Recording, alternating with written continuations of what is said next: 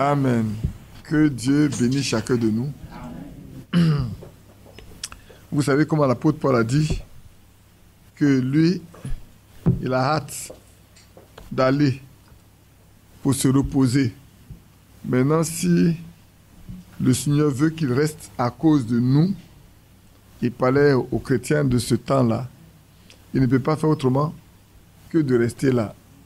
C'est que quand nous chantons ce cantique, ce que ça nous rappelle, c'est de voir est-ce que nous aussi, aller est notre paix. Aller, c'est notre joie. Aller, c'est le plus grand souhait. Cela n'est possible que quand on est vraiment prêt. Quand on est vraiment prêt, rien sur la terre ne nous intéresse. On veut plutôt aller s'asseoir auprès du Seigneur, se reposer. Toutefois, si le Seigneur veut que nous restions avec nos frères pour partir ensemble, qu'est-ce que nous pouvons choisir? C'est que de faire sa volonté. Et c'est vrai, c'est pour ça que ce matin encore je disais, ce qui importe aujourd'hui pour chacun de nous, c'est vraiment d'être la pleine volonté de Dieu. Ce n'est pas le temps d'être mi-figue, mi-raisin, c'est le temps d'être un vrai fils, une vraie fille de Dieu, rempli de son esprit, ayant le gage de son salut. Et après ce niveau-là, rien n'est discutable. S'il veut qu'on parte, gloire à lui. S'il veut qu'on reste, gloire à lui. Tout dépend de lui. Et parce que s'il veut qu'on reste, c'est tellement qu'il a quelque chose à faire avec nous. Que ce soit une sœur ou un frère, c'est tellement que le Seigneur a quelque chose à faire. Aussi longtemps qu'il n'a pas fini avec nous, on ne s'en ira jamais. Ça, nous devons le noter. Quand Dieu n'a pas encore fini avec un homme sur la terre, rien ne peut lui arriver. Il peut passer par des pires situations, des moments les plus difficiles, mais le Seigneur est toujours là pour le sauver, pour le garder, jusqu'à ce que tu as fait, tu le termines ici-bas. Que son nom soit loué. Non, le matin, on a abordé cet aspect concernant les ministères et les dons. On va terminer ça rapidement pour parler un peu. On a même aussi parlé de la correction, donc on ne va pas traîner sur la correction. On va terminer avec le reste, sachant que nous sommes des mortels. Et tout mortel doit prendre garde à lui-même. Tout homme qui est mortel doit savoir qu'un jour, il quittera cette terre. Et sur cette base-là, il doit plutôt chercher à s'apprêter. C'est pour ça que, frère, nous devons faire attention à notre propre témoignage. C'est vrai. Nous pouvons ruiner notre témoignage, nous pouvons ruiner notre influence si nous ne sommes pas nous conduire. Parler, c'est une chose. Mais dire ce qui est bien, c'est autre chose. Et c'est vrai. Souvent, il y a des croyants qui ne savent pas tenir le langue. Souvent, pas trop. Et puis après, ça se retourne contre nous. Donc, on va continuer de lire encore un peu quelques passages de cette prédication-là. Et puis, on va continuer, parce que c'est comme ça que je pense qu'on va le faire.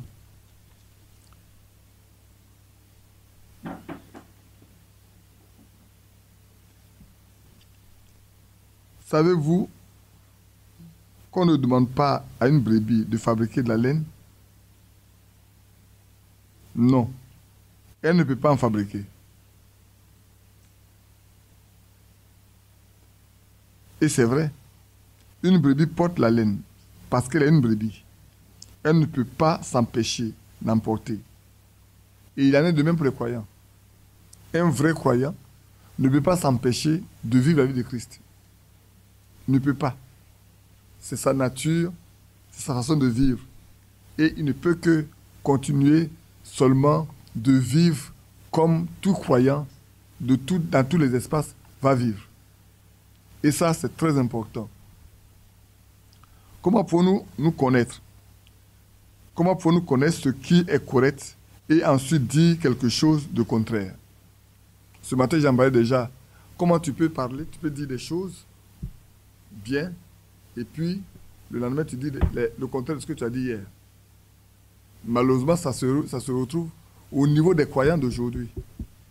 On peut dire une chose aujourd'hui. Et puis demain, sous une force influence, on va dire autre chose. Pourquoi? Parce qu'on n'est pas équilibré. Parce qu'on n'a pas fait vraiment une rencontre personnelle avec Dieu. Celui qui a dit une chose une fois et qui est chrétien, il ne peut pas dire le contraire. Ce n'est pas possible. Il ne peut que marcher avec. Sinon, son témoin n'est pas vrai. C'est pour ça que le Seigneur a voulu que les apôtres restent jusqu'à ce qu'ils soient revêtus de la puissance en haut. Pour que leur témoin soit vrai. Parce que là, ce n'est pas eux seuls qui parlent, mais il y a le Saint-Esprit qui confirme ce qu'ils disent.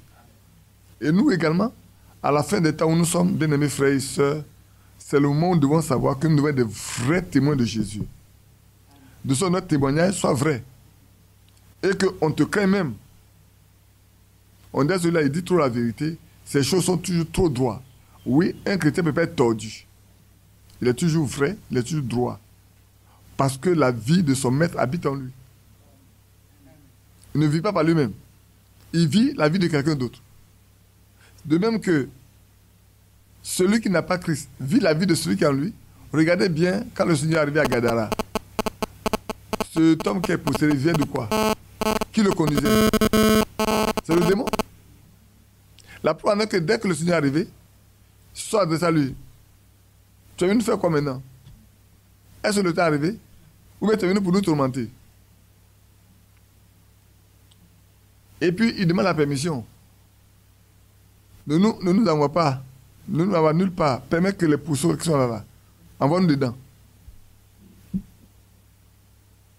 Et dès qu'ils sont entrés dans les pourceaux ont vécu la vie du démon qui est en eux. Ils sont tous précipités de la pente, sont tous dans l'eau, sont tous morts.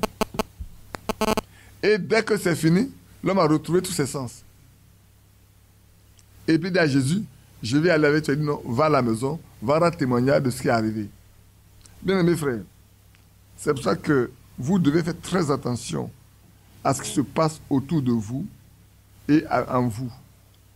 D'abord autour de vous, parce que l'influence souvent vient de l'extérieur.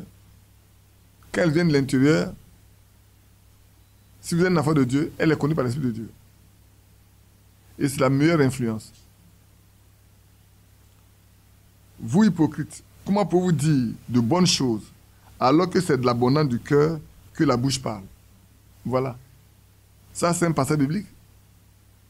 C'est de l'abondance du cœur que la bouche parle. Vous ne pouvez dire que ce qui est en vous. Même si demain vous voulez rattraper, mais ce qui est sorti là, c'est ça la réalité. C'est pour ça que vous devez faire très attention, frère. Ce matin, on a lu le passage là. Tout homme rendra un jour compte de toute parole vaine qu'il aura proférée. Donc, gardons-nous les... Et l'apôtre Jacques en parle, hein, il nous met en garde de l'utilisation de nos langues. Il dit c'est un petit membre. La langue, c'est un petit membre. Mais elle est plus dangereuse que tout. Elle est plus dangereuse, très dangereuse, la langue. Elle peut maudire, elle peut bénir, elle peut insulter. Et puis, elle peut également faire quoi? Faire tout. Elle peut bénir, elle peut maudire, elle peut apprécier correctement, elle peut insulter. C'est la même langue. Mais si vous êtes un chrétien, votre langue ne peut pas agir de cette façon. Parce que l'esprit qui en vous ne vous permettra pas de faire comme ça. D'abord, quand vous ferez cela, vous n'aurez pas de paix en vous. Un vrai croyant, quand ces choses lui arrivent, il ne peut pas être en paix. Il se demande qu'est-ce qui se passe. Il va commencer à se demander, mais Seigneur, qu'est-ce qui se passe? Il va commencer à prier pour savoir qu'est-ce qui se passe. Parce qu'il sait que c'est de l'abondance du cœur que la bouche parle. Souvent, il y en a qui parlent parce qu'ils sont fâchés. Et je vais vous demander, vous les parents là, ne corrigez pas les enfants. Je n'ai pas employé le mot frapper. Hein. J'emploie le mot corriger. Ne corrigez pas les enfants quand vous êtes en colère. Quand un enfant fait une chose qui ne vous convient pas, ne le corrigez pas. Parce que votre colère ne va pas accomplir la justice de Dieu. Soyez calme. Soyez pacifique. Et maintenant, amenez l'enfant là à la raison d'abord avant de le corriger. Parce que la Bible nous demande de corriger les enfants. C'est tout à fait normal. Même si aujourd'hui les lois du monde ne veulent pas qu'on corrige les enfants, nous, la Bible dit qu'on doit corriger les enfants. Entre les deux, il y a une qui a obéi, le croyant va obéir à la loi de Dieu. C'est vrai que quand vous êtes, pour vous qui êtes encore à l'étranger, c'est difficile. Au Canada, aux États-Unis, en France, en Allemagne, partout. C'est vrai. C'est difficile. Oui, le droit des enfants leur sont enseignés. On ne leur enseigne jamais, comme on en parlait tout à l'heure, de leurs devoirs. Ils n'ont pas de devoirs. Ils n'ont que des droits. Ils n'ont pas d'obligations. Ce qui fait que les parents ont des problèmes avec eux. On m'a raconté une histoire où une jeune fille, son père l'envoie aux États-Unis, et puis un jour il appelait le 911, 911, sous prétexte que ses parents la maltraitent. Malheureusement, le noir américain qui est arrivé là est de même origine ivoirienne que son père et sa mère. Alors, comme les noirs, il a commencé à poser des questions aux parents et les parents ont fini d'expliquer. Quand les parents ont fini d'expliquer, il a dit à la jeune fille, demain, fais appeler encore le 911. Je vais venir moi-même. Je vais me joindre à tes parents, on va te corriger ici. Parce qu'au pays là-bas, c'est pas comme ça qu'on nous élève. C'est pas toi qui es venu ici. Ce sont des parents qui ont payé ton billet pour t'envoyer ici. Ils veulent t'éduquer, toi, tu veux ressembler à ceux qui sont ici. Tu vois ici comment ils tuent les gens. Tu ne peux pas leur ressembler. Et là, la classe appelle la même langue. Il n'a pas parlé en anglais. Il n'a pas parlé en anglais. S'il parle en anglais, l'Américain qui est à côté va apprendre ça, va le poser, il fait comprendre les autres. Il a parlé dans la même langue pour que la fille comprenne. Frère, prenez courage. Si Dieu vous a donné d'aller là-bas, bon, mais vous êtes obligé de porter également le fardeau qui accompagne ça. C'est vrai. Je vais aller un peu rapidement cet après-midi pour qu'on puisse finir ça. Dieu place un homme dans une position et ce dernier ne devra pas accepter une autre position. Personne ne peut prendre la place d'un autre. Il y a quelques instants, oui, ça fait longtemps depuis que j'ai entendu Frère Green chanter. Donc, le Frère Green est un bon chanteur. C'est comme le Frère Jean-Marie. Comme mon fils Léon qui est là. Il y a des gens qui savent bien chanter, nous, on ne savons pas chanter. Mais moi, il peut prendre la place de Jean-Marie. Je ne peux pas. Lui aussi, il peut prendre ma place. À chacun, Dieu a donné certainement un don qui doit être vécu et appliqué. Lui, avec son baryton, quand il chante, ça fait beau, hein. Jamais il ne peut pas le remplacer. Jamais il n'a pas la même voix que lui. Ce n'est pas possible. Donc, frère, restons avec ce que Dieu nous a donné. C'est un don. Le don là, c'est pour nous tous. Ce qu'il a là, c'est pour partager avec nous. Réjouissons-nous de ce que peut-être nous, on n'en a pas, quelqu'un d'autre a. Et ce qu'il fait, c'est pour nous.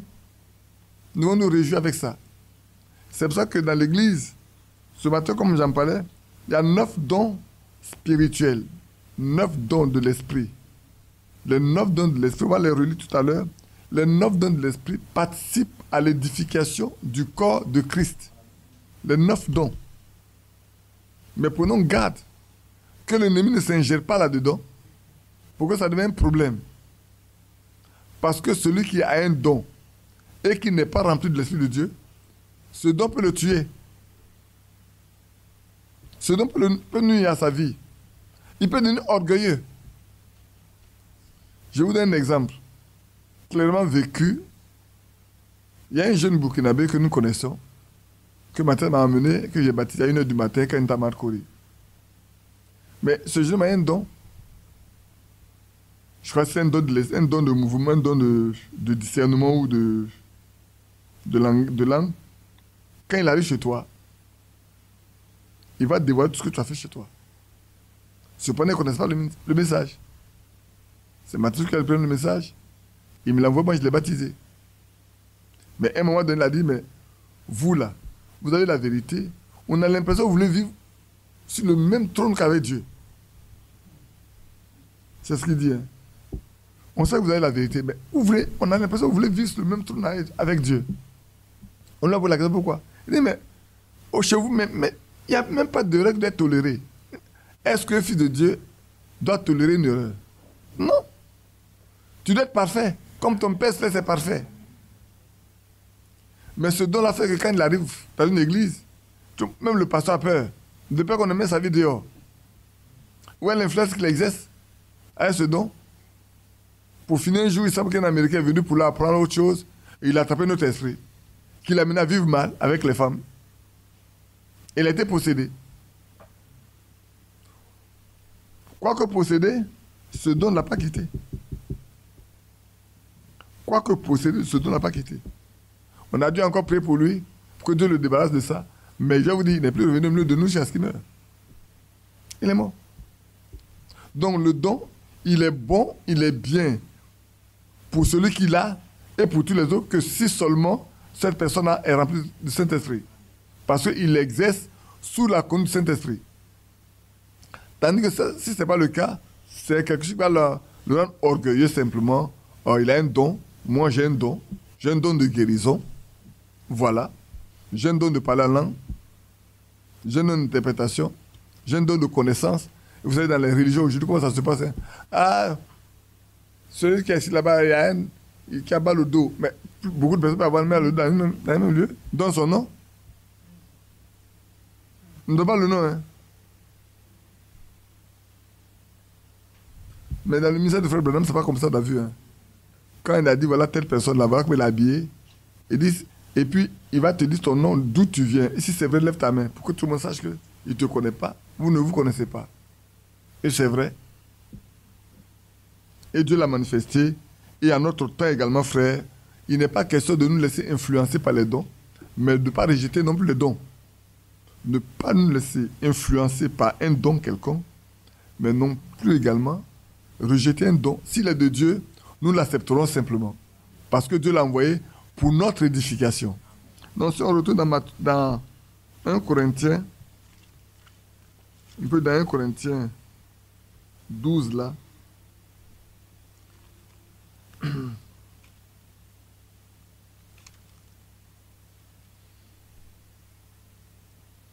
vais là-bas, verset 4. Il a diversité de dons, mais le même esprit. Diversité de ministères, mais le même Seigneur. Diversité d'opérations, mais le même Dieu qui opère tout en tous. Or, à chacun, la manifestation de l'esprit est donnée pour l'utilité commune. C'est comme un bien commun. Pour notre utilité d'ensemble. De sorte que, frère, le don que tu as, la sœur, le don que tu as n'est pas pour toi. C'est pour aider chacun, chaque frère, chaque sœur, à connaître qui cette personne est et comment marcher avec Dieu. Et il va les donner. En effet, à l'un est donné par l'Esprit une parole de sagesse. Oh, il y en a qui sont très sages, hein, avec la parole de Dieu. Ils sont très sages. Et c'est une grâce de Dieu. Quand tu es avec ces personnes-là, quand vous avez des problèmes à régler, tu n'as même pas de soucis. Tu sais que Dieu mettra dans sa bouche ce qu'il faut pour aborder le problème correctement. Vous voyez bien comment Salomon a agi. Hein? Il a demandé la sagesse pour conduire le peuple de Dieu. Et Dieu a donné une sagesse telle que personne ne l'a égalée. Quand on lit même les proverbes, on le voit. Quand on lit Ecclésiaste, on voit de quelle sagesse, quelle est la hauteur de la sagesse que Salomon avait. À un autre, une parole de connaissance, sont le même esprit. À un autre, la foi. Oui, je crois au début de ce message, il y avait un frère, ici en Côte d'Ivoire, qui avait vraiment la foi. Mais ça l'a perdu. Oui, il ne s'est pas placé sous l'Esprit de Dieu. Vous pouvez demander à frère Lambert, va vous le dire. Ce frère, il ne va jamais à l'hôpital. Quand il y a un cas de maladie, il va rester à genoux jusqu'à obtenir la guérison. Il y a un problème, il va rester là jusqu'à obtenir la solution. Et puis un jour, les frères Barodowski sont venus. Et comme en ce temps-là, on commence par les séduits avec beaucoup de biais qui doivent venir des États-Unis, avec le pentecôtisme. Ils ont commencé par prendre goût à ça. Et alors, il va chercher à convaincre des frères de ne pas aller aux réunions. Et au cours de la réunion, comme ils étaient là, alors frère Baronowski a dit, il y a un qui est ennemi de Dieu. Alors tout le monde a pris peur du coup. Chacun se demandait, mais de qui il est question? Pour les calmer, il a dit, la personne n'est pas au milieu de vous. Mais vous le verrez passer. C'est un homme de foi, mais cette fois-ci, quelque chose va lui arriver. Il va beau demander au Seigneur, cela lui sera refusé. Et au moins il finissait, le frère passait. Et qu'il n'a pas dit, vous l'avez vu passer, c'est de lui qu'il est question.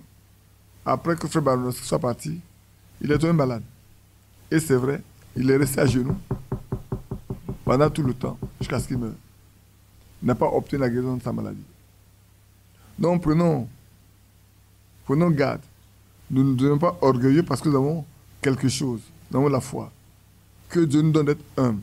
Ça, c'est la meilleure manière d'influencer les autres. Ce n'est pas pour dominer sur eux, mais pour les aider. Parce que si nous prenons notre don pour influencer, pour finir, c'est sur nous que ça va tomber. Parce que ce n'est pas nous qui avons le don, c'est Dieu qui nous donne le don. À un autre, le don des guérisons, par le même esprit. Oui, il y a des gens qui ont le don de guérison. Vous avez des situations difficiles, vous les approchez, ils vont prier, Dieu va écouter. Pas parce qu'ils soient très particuliers, ils sont comme vous.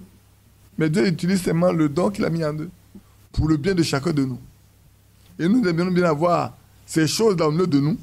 Ça, sachez-le.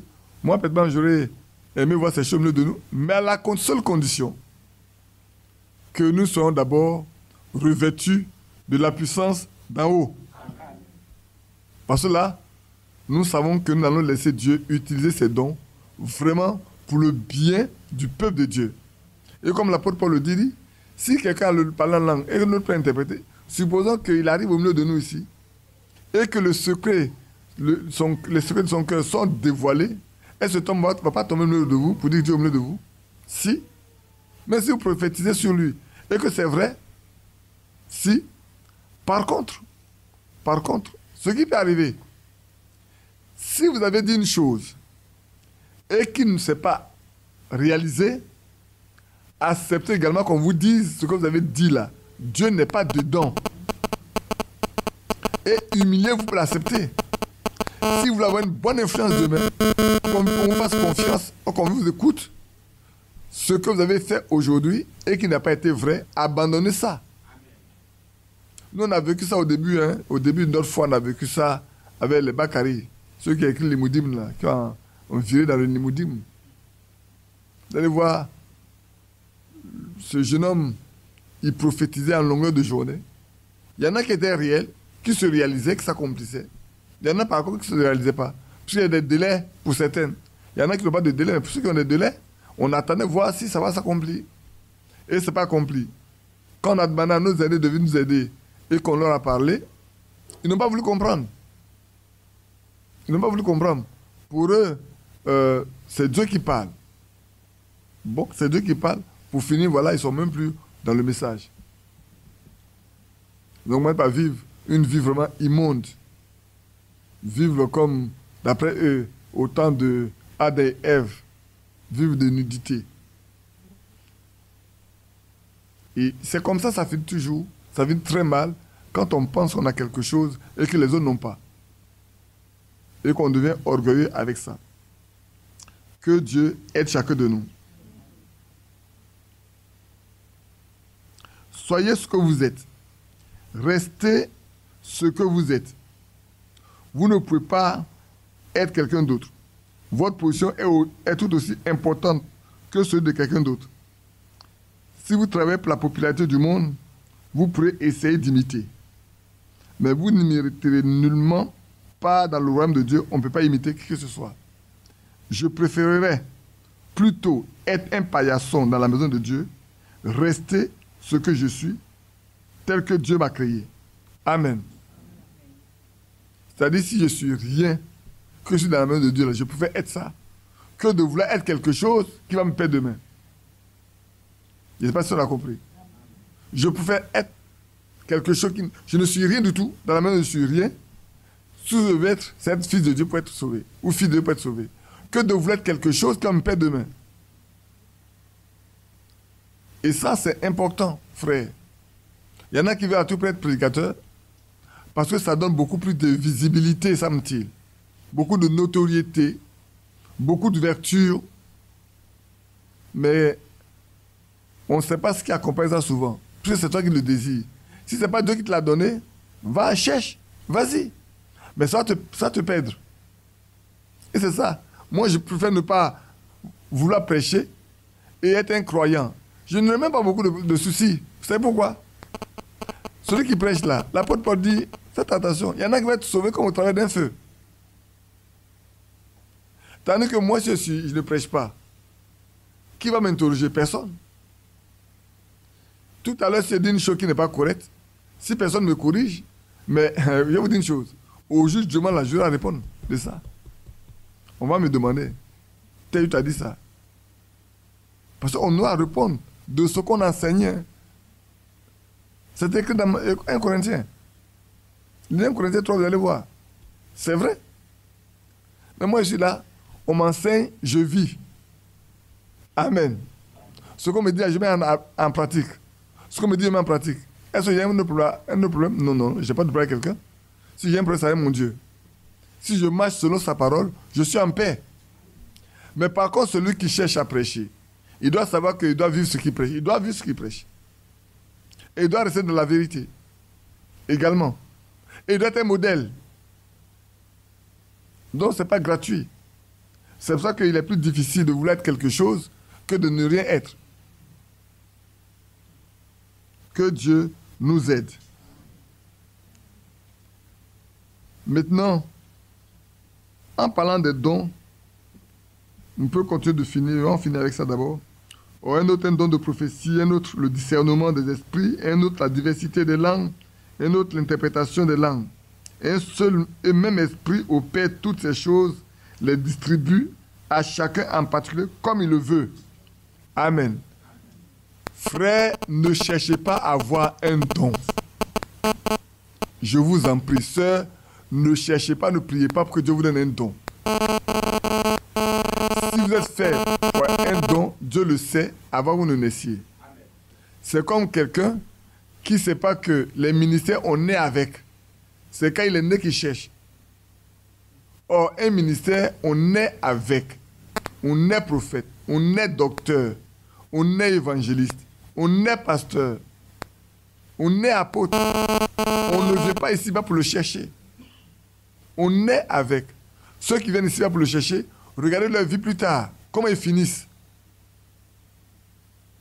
Mais celui à qui un don a été donné avant la fondation du monde, soyez tranquille. Dieu s'occupera de ça jusqu'à la fin. On peut regarder Moïse. On va dire, oh, Moïse a été né prophète, mais pour finir, il n'est pas rentré. Oui, mais Moïse n'est pas... Vous n'avez pas vu qu'il est sur la montagne de la transfiguration avec le Seigneur? Il était là-bas. Hein? Sur la montagne de la transfiguration, il était présent. Donc, ne pensez pas que Moïse est perdu. Non, Moïse n'est pas perdu. Pas du tout. Élie qui a été enlevé était là aussi. Et c'est vrai.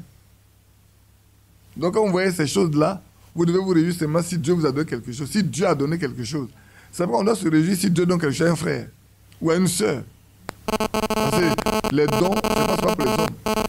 À part les dons, les ministères de la parole, les 5 ministères de la parole, c'est uniquement aux hommes. Les femmes n'en ont pas droit, n'en ont pas part.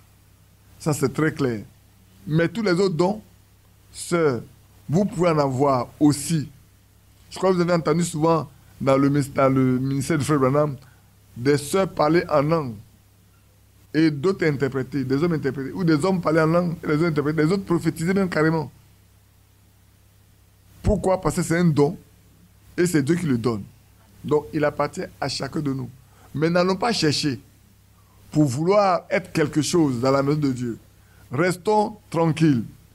Si Dieu veut nous donner un don, Il a prévu cela avant que nous naissions. Et quand il voudra l'utiliser, ne l'utilisez pas vous-même. Laissez Dieu utiliser le don qu'il donne. Et ça, c'est très important. Là aussi, frère, que Dieu nous aide afin que on puisse laisser Dieu agir. C'est vrai. La fois dernière, quelqu'un m'a posé une question, mais pourquoi telle personne, quand il vient en Côte d'Ivoire, là, il ne fait pas de miracle? Il dit, posez-lui la question vous-même. Moi, je ne peux pas répondre à la question, parce que ce n'est pas adressé à moi. Comment je peux répondre à la place de quelqu'un d'autre? Je ne peux pas répondre à la place de quelqu'un d'autre. La personne concernée, vous lui posez la question, elle va répondre. Elle va vous dire pourquoi. C'est comme si moi, je vais faire l'œuvre missionnaire et puis il n'y a pas de miracle. Mais si Dieu m'envoie faire l'œuvre missionnaire, il va soutenir ce que je dis avec des dons, avec des produits, avec des guérisons, avec tout ce qui accompagne ça pour que les gens croient que c'est Dieu. Il va le faire. Et si Dieu vous envoie, vous n'avez pas besoin de demander au Seigneur, si je m'en vais là, tel chemin m'accompagner, vous n'avez pas à demander ça, frère. Si c'est Dieu qui vous envoie, il s'occupera de tout le reste. Malheureusement, souvent on prend le nom du Seigneur et puis avant de partir, on dit Seigneur, est-ce que ça va s'accomplir? Alors si ça s'accomplit, alors on devient un peu orgueilleux. On pense qu'on a quelque chose. Et comme nous, en Côte d'Ivoire, on aime bien courir après de nouvelles choses. On aime bien courir. Hein. Oui, je sais qu'on aime bien courir. Un temps, les frères aimaient bien que les frères de Sérési me pardonnent. Maintenant, les frères aimaient bien aller chez frère Isaïe. Pourquoi aujourd'hui, vous ne partez plus?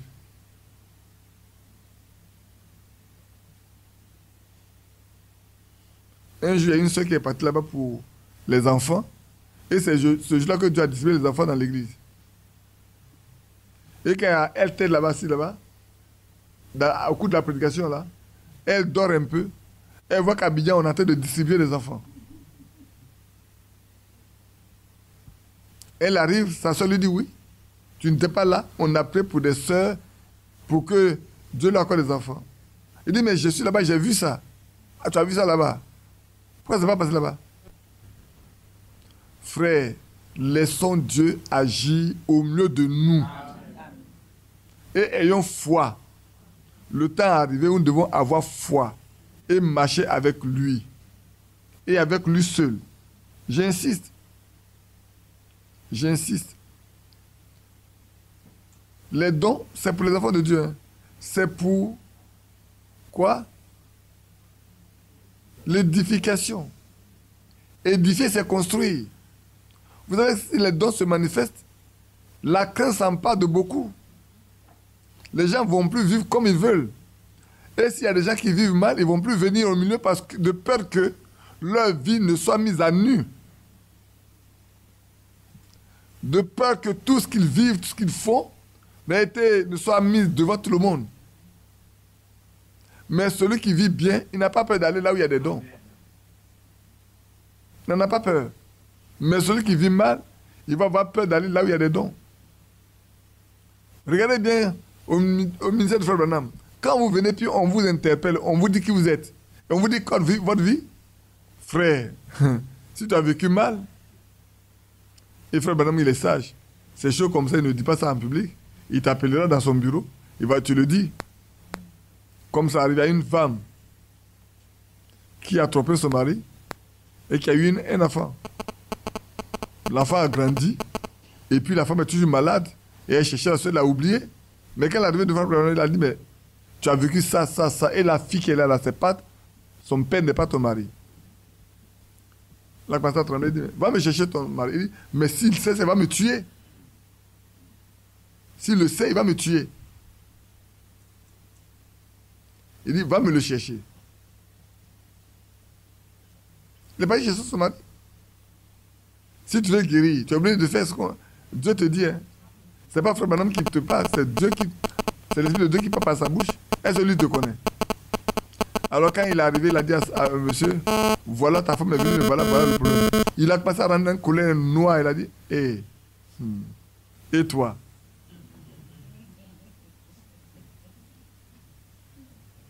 Quand il dit, et toi? L'homme s'est rassis. Il a commencé à lui dévoiler lui-même ce qu'il a fait. tu n'es pas plus que ta femme. Hein. Elle n'est pas plus noire que toi. Toi aussi, voilà. Les tomber à genoux. Alors, qui va demander quoi à qui? Sa femme lui a demandé pardon. Elle a demandé pardon à sa femme. Dans la présence de Dieu, on devient humble. On n'est pas orgueilleux. Si c'était un orgueil, il est sorti, claquer la porte, il est parti, mais il partait pour mourir pour lui-même. Mais là, il est tombé à genoux pour demander pardon.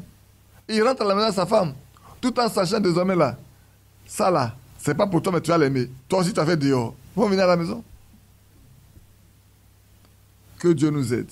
Hein? Nous sommes arrivés à un stade où, frère, nous devons laisser Dieu agir dans la vie de chacun de nous. Aimons-nous. Les mariés, aimez-vous. Vous savez ce qui a mis ces choses-là? C'est le manque d'amour qui a mis ces choses. C'est le manque d'amour. Et moi, de nous pense qu'on va trouver meilleur dehors que dedans. Il n'y a pas meilleur dehors qu'à la maison. Tout ce qui est bon à la maison. Ah, ou bien je me trompe. Il y a meilleur dehors. Ah, d'accord. Pour le croyant, le bon, là, c'est ce qu'il y a à la maison. Le bon, c'est ce qu'il y a à la maison. Ce qui est bon. Frère, c'est pour ça que Dieu nous aide à vivre une vie pure, une vie de sainteté. Que ce qui est sale ne rentre pas dans nos foyers, dans nos maisons. Que Dieu nous aide. Que nos langues soient pures, nos cœurs soient purs, nos cœurs soient honnêtes, nos cœurs soient bons. Aimons-nous. Quand on dit aime ton prochain comme toi-même, le premier prochain qui est à côté de toi, c'est ta femme ou c'est ton mari. Souvenez-vous toujours du premier jour où vous êtes rencontrés, où vous êtes fait vœu. Vous avez voulu vous marier. Souvenez-vous de toujours de cet instant précis-là. Quand les choses ne vont pas, mettez-vous à genoux, souvenez-vous de ce temps-là et puis priez. Et puis mettez-vous et priez. La vie n'est pas toujours rose, sachez-le. Mais vous ne devez pas dépasser la limite. Restez dans la limite de la parole de Dieu. Et intercédez autant pour votre conjoint que pour votre conjointe. Prions jusqu'à ce que Dieu nous ouvre le chemin. Et c'est très, très important pour le temps dans lequel nous sommes. Surtout que, frère, aujourd'hui, nous crions au Seigneur nuit et jour pour qu'il nous accorde le Saint-Esprit. C'est le moment où nous devons être purs, vraiment purs devant lui. Nos cœurs doivent être purs, nos pensées pures, nos marches également, en toute chose devons être purs, frère. Que Dieu nous aide. C'est le temps dans lequel nous sommes. Le temps est très dangereux, mais nous devons croire et compter sur celui qui possède tout et qui a tout préparé pour nous avant la fondation du monde. Et c'est vrai. Maintenant, on va parler quand même, parmi les éléments, parlons également des songes. Souvent, il y en a qui ont des songes, qui cherchent des interprétations. Frères, ne le faites pas. C'est vrai que dans la Bible, il y a eu des gens qui ont eu des songes et qui ont cherché que Dieu leur donne l'explication. C'est Dieu qui a donné ces songes-là. Il a mis à disposition des personnes capables aussi d'interpréter. On les a cherchés, on les a trouvés comme Joseph, comme Daniel. On les a cherchés, on les a trouvés. Ils ont donné le sens. Vous pouvez le lire dans Genèse 37, 3, comme vous pouvez le lire également dans Daniel 3, 8, 12, ainsi de suite. Pour que vous voyez bien. Mais au milieu de nous également, Dieu parle souvent tantôt par des songes, hein. C'est vrai. Mais quand Dieu parle, ça doit être assez clair. Si on ne comprend pas, mettez-nous à genoux pour prier pour qu'il nous donne le sens de ce que Dieu veut nous dire. Ne courons pas à gauche et à droite. Souvent, vous partez parler à des gens qui ne comprennent rien, qui en donnent une fausse interprétation. Dès que vous mettez votre foi dans cette fausse interprétation, vous ne comprenez plus ce que Dieu veut vous dire. Et vous pouvez même faire le contraire de ce que Dieu veut vous dire. C'est pour ça que, frères, prenons garde à nous-mêmes. N'allons pas dans tous les sens. Si j'ai fait ça et je ne comprends pas, je me mets à genoux. Parce que quand ça vient de Dieu, c'est très clair. Toi qui as fait le son, tu le comprends. Maintenant, il y en a qui, quand tu ne comprends pas, c'est vrai, prie simplement le son va te dire. Quelqu'un dit, mais toi, il t'est arrivé d'interpréter des sons. Oui, je ne l'ai pas cherché. Quand la personne a parlé, ce qui est venu sur mon cœur là, je n'ai pas réfléchi. Et je lui ai dit ce que c'est. Et Dieu l'a accompli parce qu'il n'est pas réfléchi. Vous comprenez, c'est comme la fois dernière, une fois fait un songe, et un frère m'a dit, ah, on a fait un songe sur toi. Il veut me dire, il ne faut pas me raconter le songe. Donne-moi le nom de la personne. Je vais écouter la personne moi-même. Parce que toi, tu peux sauter certaines parties du songe. La personne va me raconter le songe, je vais comprendre ce que c'est. Quand la fille de me donner le songe, je dis, est-ce que tu comprends? Bon, il faut prier Dieu pour qu'il te dise ce que c'est. Moi, je suis rentré, j'ai prié. J'ai compris pourquoi. Mais c'est un son qui lui est destiné. Ce n'est pas à moi. C'est vrai, le son est sur moi, mais ce n'est pas moi qui suis concerné. C'est elle qui est concernée. C'est à elle que Dieu veut parler. Donc, j'attends cette semaine-là pour l'appeler, pour lui dire, sœur, est-ce que tu as compris ton son, oui ou non? Si tu n'as pas compris, il dit, voilà tel aspect là, voilà ça. Tel aspect, voilà ça. Parce que j'ai prié pour savoir de quoi il est question. Mais elle en a parlé à quelqu'un qui a déjà mal interprété. Elle me l'a dit. Moi, j'ai ri. Simplement, j'ai ri. Parce que la personne n'a pas compris. Parce que le son fait peur. Le son fait vraiment peur. Et comme ça fait peur, la personne a vite interprété. Pour se calmer la conscience elle-même. Que Dieu nous aide. Le temps est venu, frères et sœurs, d'être sérieux avec notre Dieu et de rester dans sa présence pour que ce qui est une énigme pour nous, Dieu nous le révèle. Ce qui est difficile à comprendre, Dieu nous le fasse comprendre. C'est pour vous. Quand Dieu vous donne un songe, premièrement, c'est pour vous. Vous pouvez avoir un songe sur quelqu'un, mais premièrement, c'est demander à savoir pourquoi c'est à vous que Dieu a montré ce songe. Pourquoi c'est à vous? Ça peut vous concerner directement, comme ça peut concerner l'autre personne. Maintenant, si c'est pour l'avertir d'une chose, ça va être très tellement clair, vous allez comprendre ce que ça veut dire. C'est comme un jour, on fait un son où la personne est complètement nue. Nue. C'est une nudité spirituelle. Quand on a approché la personne, on lui a parlé. Moi, j'ai fait, quelqu'un doit faire le songe. On ne s'est pas concerté, mais quand on a approché la personne, moi, je lui en ai parlé. Et puis l'autre a parlé, je lui ai aussi parlé. Il dit, moi, si j'ai fait le même songe, il dit, ah. Plus tard, on a su de quoi il est question. Mais on lui a raconté le son tel que c'est. Mais lui, quand on lui a raconté, il a compris. Mais il n'a pas fait d'effort dans ce que Dieu l'a mis en garde. Donc prenons garde, frère. C'est le temps où nous devons savoir, excusez-moi, comment Dieu marche avec nous ou avec qui Dieu marche. J'ai toujours dit, ne mettez pas vos mains dans la main de n'importe quelle personne. Parce que vous pouvez être, la personne peut être un courant de transmission et vous mettre en contact avec un mauvais esprit. Prenez garde, frère. Et ne vous laissez pas influencer par qui que ce soit. Laissez-vous influencer par la parole de Dieu et par l'Esprit de Dieu. C'est vrai, l'apôtre Paul dit, soyez mes imitateurs comme je suis de Christ. Oui, si nous avons des hommes qui marchent selon la Bible, qu'on veut les imiter, c'est bon. Ça, c'est un modèle pour nous. Mais le vrai modèle, c'est Christ. Être comme Christ, c'est ce que nous devons chercher à être nous tous. Aujourd'hui, frères et sœurs, nous devons chercher à être comme Christ. Être comme Christ. Lui, le souverain, nous avons mieux changer. Lui, le souverain, soyons comme lui. Vivons comme lui. Parlons comme lui. Marchons comme lui. Aimons les choses de Dieu comme il a aimé les choses de Dieu. Alors nous aurons la paix simplement. Mais ne cherchons pas à imiter quelqu'un d'autre. C'est vrai. Ça coûte très cher. Hein. Alors, on va continuer, on va lire encore. Je crois qu'on arrive quasiment à la fin. Ici, je vais lire beaucoup de choses rapidement pour qu'on puisse aller. Je vais lire le 52. Il y a beaucoup de choses ici. Oh, voilà, nous sommes des mortels. Et c'est vrai.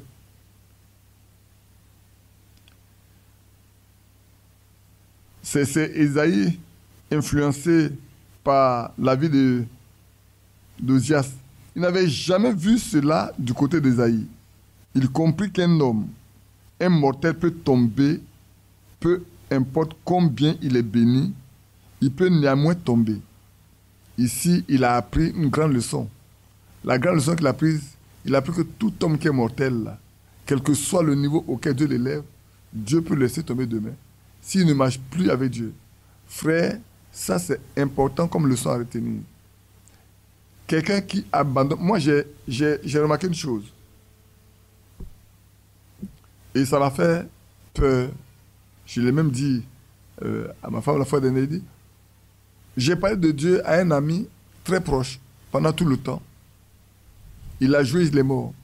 Mais j'ai tremblé quand la grand-mère de petits-enfants, la petite soeur de la grand-mère de petits-enfants est décédée il y a 3-4 jours. J'étais en train de méditer quand on m'a dit ça. Mais c'est pas ce qui s'est passé. J'ai tremblé de savoir qu'on peut passer à côté de la vie éternelle et mourir simplement comme ça. Et c'est pas ce qui s'est passé. C'est comme si je me suis retrouvé avec ces personnes-là dans le lieu de tourment et entendant le cri, entendant les douleurs, les cris. Et j'étais complètement glacé. C'est d'une maladie, mais c'est pas possible. On peut passer à côté de la vie éternelle et mourir simplement comme ça, alors que tu es offert gratuitement. Ce n'est pas des gens qui sont loin. Non, les gens qui sont très proches. Des gens avec qui on parle tous les mois, qu'on fréquente, qu'on connaît, et passer comme ça, frère. Que Dieu nous aide. Que Dieu nous aide. Hein. Ne jouons pas avec les promesses que Dieu nous a faites. Je vous en supplie. Je vous en prie. Soyons sérieux avec les choses de Dieu.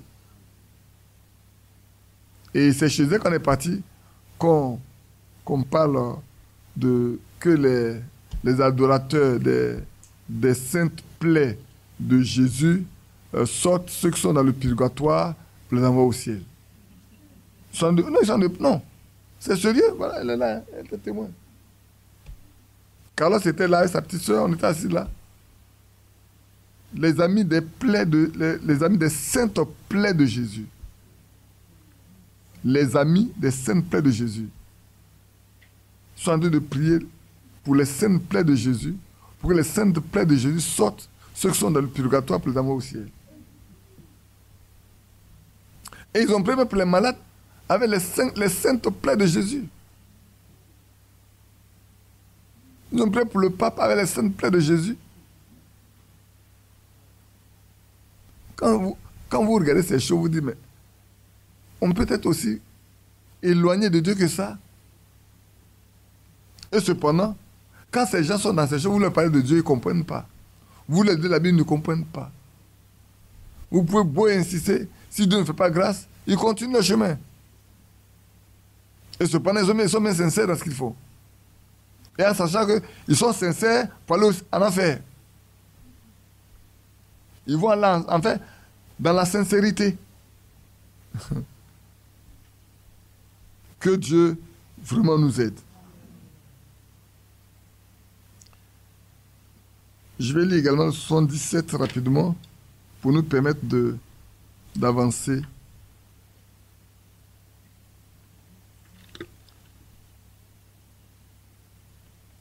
Ici aussi, c'est les problèmes d'influence, on va le lire. Nous ne pouvons occuper aucune fonction de nous-mêmes.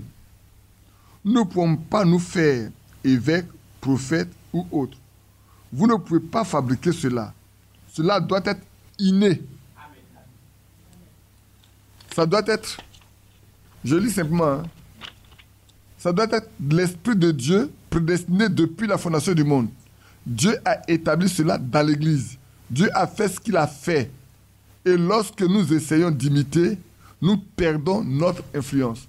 Donc, quand vous n'avez pas quelque chose que vous voulez imiter là, ça échoue. Et l'échec fait que ce que vous voulez manifester aux yeux des autres tombe. Et c'est vous qui êtes humilié et vous n'avez plus d'influence sur ces personnes-là. Parce que vous vous mettez à nu, ils vous découvrent.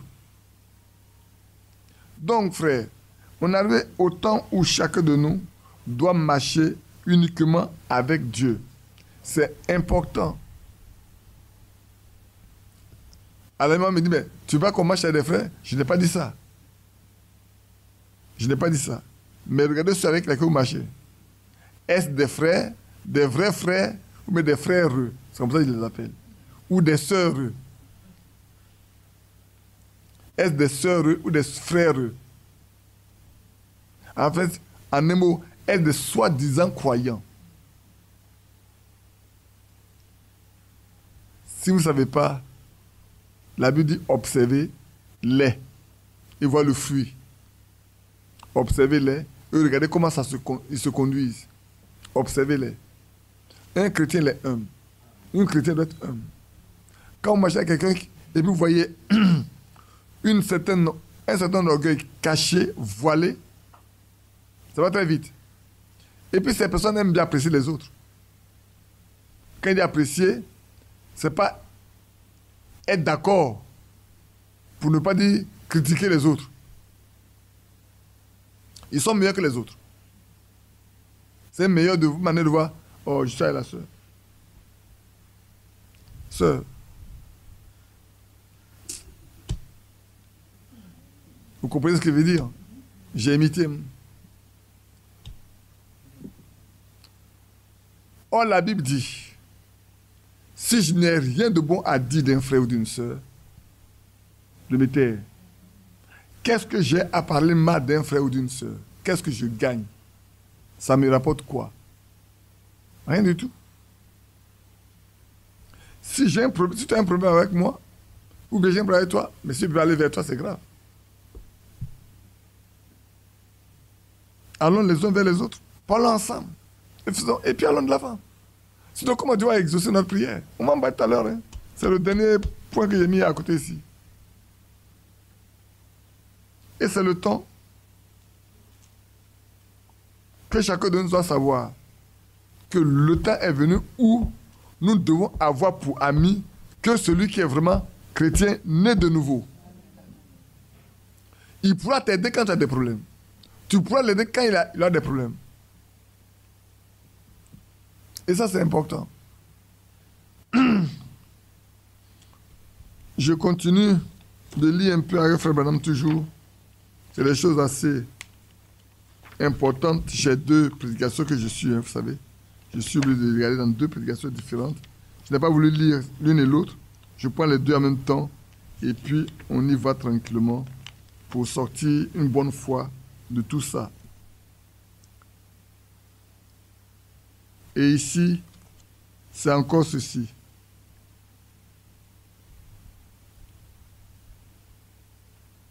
Oh, je me trompe de numéro, excusez-moi. Il y a tellement de choses à lire, comment intéressant, qu'on peut se tromper facilement. Voilà, c'est bon.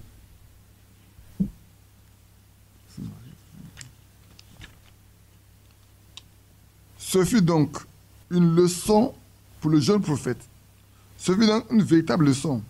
Ésaïe a appris par là que c'est Dieu lui-même qui ordonne un homme à sa position, non pas à ce à quoi quelqu'un d'autre ordonne.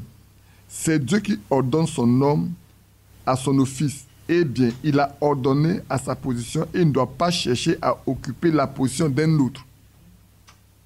Amen. Voilà, je prends un cas aujourd'hui, voilà Frère Franck. Il y en a qui vont vouloir faire comme Frère Franck. Mais vous ne pouvez jamais faire ce que Frère Franck fait. Personne, quel que soit le don que tu as, ne peut pas faire ce que Frère Franck fait. Je peux le prendre, lui, il est encore vivant.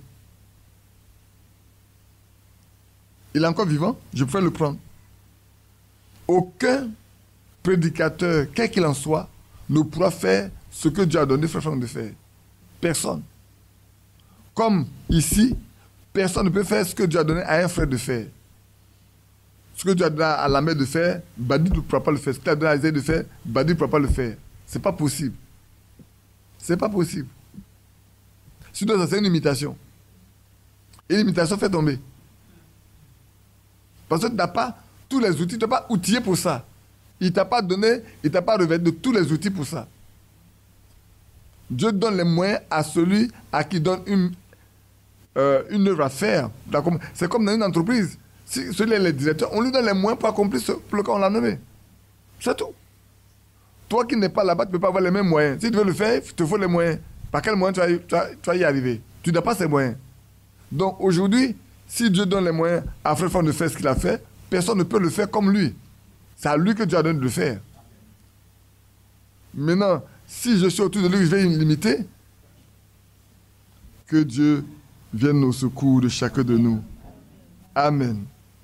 Donc, comme je vous ai dit, je vais un peu plus vite. Donc, je choisis seulement dedans ce qui est lisible pour chacun de vous, et afin que nous sachions l'importance des choses dont nous parlons aujourd'hui, pour ne pas en faire 2 ou 3 fois la même chose. Ici également, c'est comme Osias qui cherchait à usurper la position d'un office ouin, parce qu'il était devenu un grand homme, un grand monsieur. Il n'y a point de grand homme parmi le peuple de Dieu. Amen. Le matin déjà, je vous ai lu le passage concernant les apôtres, où on veut savoir qui va être grand au milieu d'eux.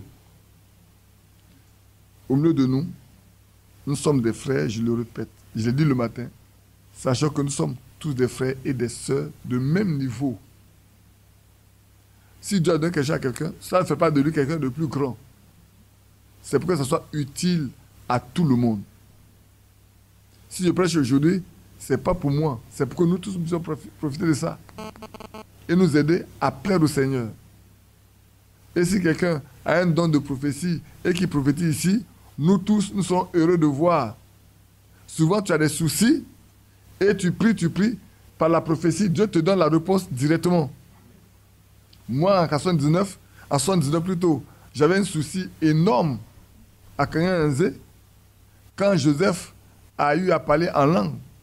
Et vous savez, comme on venait d'Assemblée de Dieu très fraîchement, et que c'est comme si on n'aimait pas les dons là, j'ai dit Seigneur, on a quitté l'Assemblée de Dieu, on vient ici encore, voilà là, le parler en langue qui vient ici. Maintenant, ça vient de toi. Qui l'interprète? Frère, je vous parle devant le Seigneur. À peine j'ai fini, il ne m'a pas vu. Moi, il était assis dans un contrefort, dans les racines d'un arbre, avec mes appareils. Quand j'ai dit Seigneur, qui l'interprète? À peine j'ai fini qu'il a commencé à interpréter. Il a interprété ça, il a parlé 3 fois, il a répété 3 fois ce qu'il a dit, il a répété en interprétant 3 fois. Quand il a fini, il a dit, Joseph, qu'est-ce que tu fais ici? Tu étais ici? Il dit non, il n'était pas ici. De venir voir où il était. Et il était à plus de 50 mètres de moi. Mais quelqu'un l'a soulevé jusqu'à devant moi pour qu'il vienne prophétiser. On l'a déplacé. Il est encore vivant, il faut aller lui demander. Mais il a oublié ce qu'il a dit, parce que ce n'était pas à lui. Moi, j'ai retenu ce qui a été dit, puisque c'est moi qui étais concerné. C'est moi qui suis concerné. Je l'ai gardé jusqu'à aujourd'hui.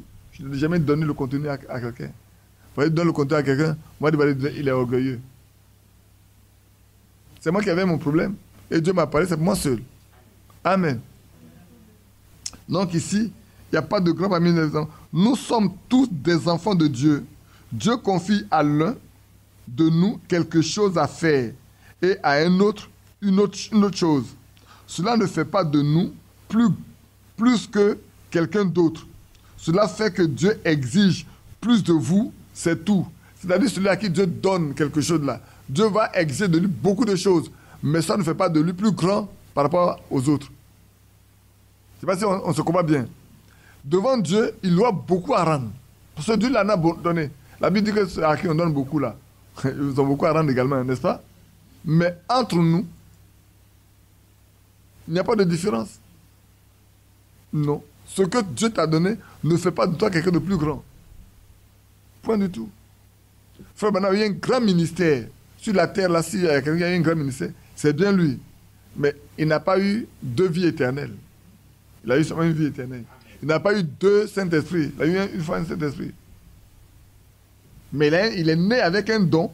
Il est né pour ce travail. Il est né pour le jour dans lequel nous sommes. Et Dieu lui a donné ce qu'il faut. Et Dieu a manifesté tout. Mais il est resté un homme. La preuve en est qu'il a manifesté les comportements d'homme lui-même. C'est faux. Vous savez que sa première femme est morte. Pourquoi? Parce qu'il a écouté le conseil de sa belle-mère. Oui. Sa première femme, ceux qui ont lu la biographie de Frère Manin doivent savoir. Sa première femme est morte parce qu'il a écouté le conseil de sa belle-mère. sa première belle-mère.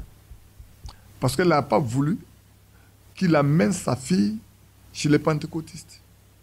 Alors que Dieu lui a dit d'aller chez les pentecôtistes. Avec eux, il n'est pas parti. C'est pour ça que, frère, évitons d'être influencés négativement. Le prix à payer est souvent difficile. Il est parti, je crois, dans un autre pays également, où le Seigneur n'a pas voulu qu'il parte. Les frères lui ont mis la pression pour aller. Quand il a été, Dieu a béni. Mais quand il arrive, il est évidemment une maladie. Les autres n'ont pas été malades, c'est lui qui a été malade. Donc, faisons attention, frère. C'est pour ça qu'il a prêché, vouloir rendre service à Dieu en dehors de sa volonté. Il a prêché ça 2 fois en 65. Une fois en juillet, une fois en novembre. Pour nous mettre en garde de ne pas vouloir rendre service à Dieu sans connaître sa volonté. Quand Dieu choisit un homme pour faire une chose, il le choisit dans le temps, dans le lieu et pour le moment. S'il a pris un homme là, il ne va pas prendre un autre homme. Dans le temps où nous sommes là, il n'a plus Frère Franck pour distribuer la nourriture, il n'a pas plus 2. Dans le monde, pour le monde entier là, il n'a pas plus 2. C'est lui seul. Maintenant, si quelqu'un veut, vous savez un temps, tous ceux qui ont voulu remplacer Frère Franck sont morts. Hein. Nous, on en a vu.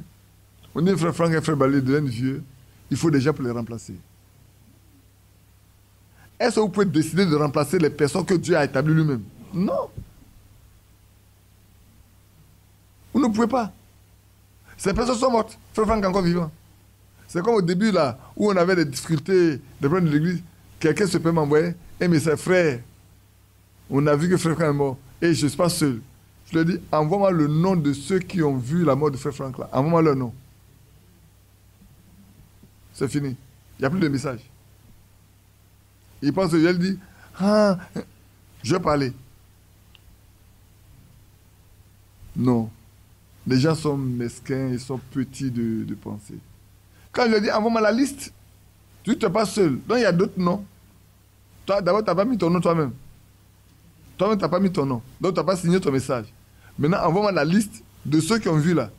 C'est fini. Depuis 3 ans, il n'écrit plus. Voilà l'esprit dans lequel les gens sont. Qu'est-ce que tu gagneras ça? Que Dieu ait pitié de nous aujourd'hui encore. On a quasiment fini. La correction, on en a parlé. Vous savez, comme j'ai dit le matin, on doit se laisser corriger si on est répréhensible. C'est ça, non? Et on va lire 2 Timothée 3, un peu pour nous mettre en garde de certaines choses. C'est un passage que vous connaissez très bien, qu'on lit chaque jour, et qui doit nous intéresser alors que nous sommes vraiment à la fin des temps. 2 Timothée, chapitre 3.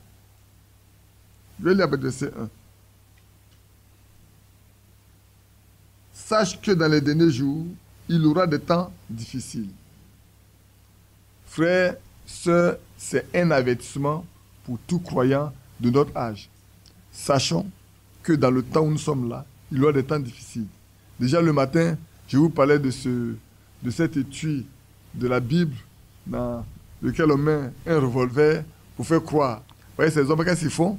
Quand ils arrivent à la vie, tu penses que il veut comme si c'était pour venir évangéliser quelqu'un. Et si tu as le malheur de le faire rentrer dedans, dès que vous asseyez net, quand il ouvre là, tu penses qu'il ouvre la Bible, non? Je vais vous montrer comment ça se passe. Alors, c'est fermé comme ça, non? Vous voyez bien une Bible. La Holy Bible ici. Quand il a fait comme ça. Quand il a fait comme ça, là. Quand il fait comme ça, ce qu'il prend, tu ne vois plus la Bible.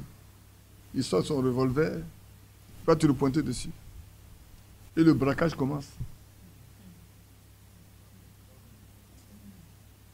Et le braquage commence.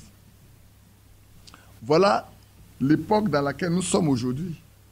Et l'apôtre Paul, par le Saint-Esprit, nous dit dans 2 Timothée, chapitre 3, que les temps difficiles sont là. Sache que dans les derniers jours, il y aura des temps difficiles. Car les hommes seront égoïstes, a mis de l'argent.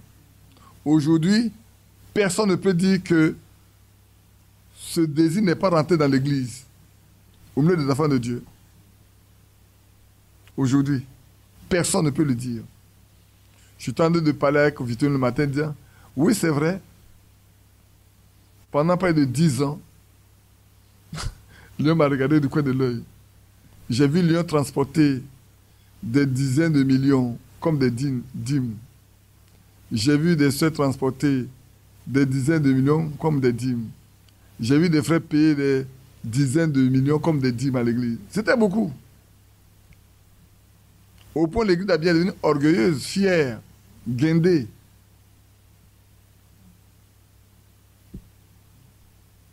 Voilà.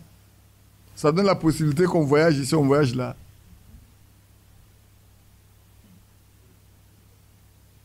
Mais on va où avec aujourd'hui?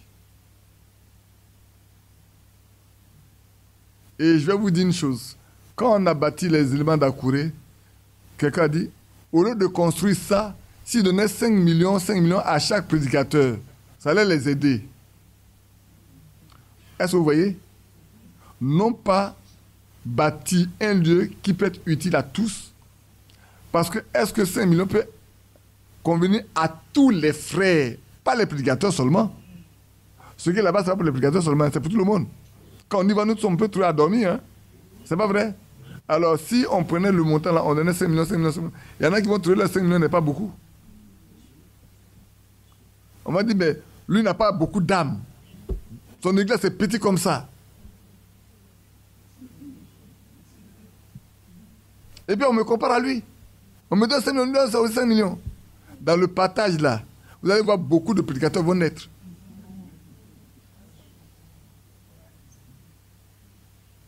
Et ça a été dit. Ça a été dit. Au lieu de donner ça pour que les gens puissent vivre, il a mis ça dans...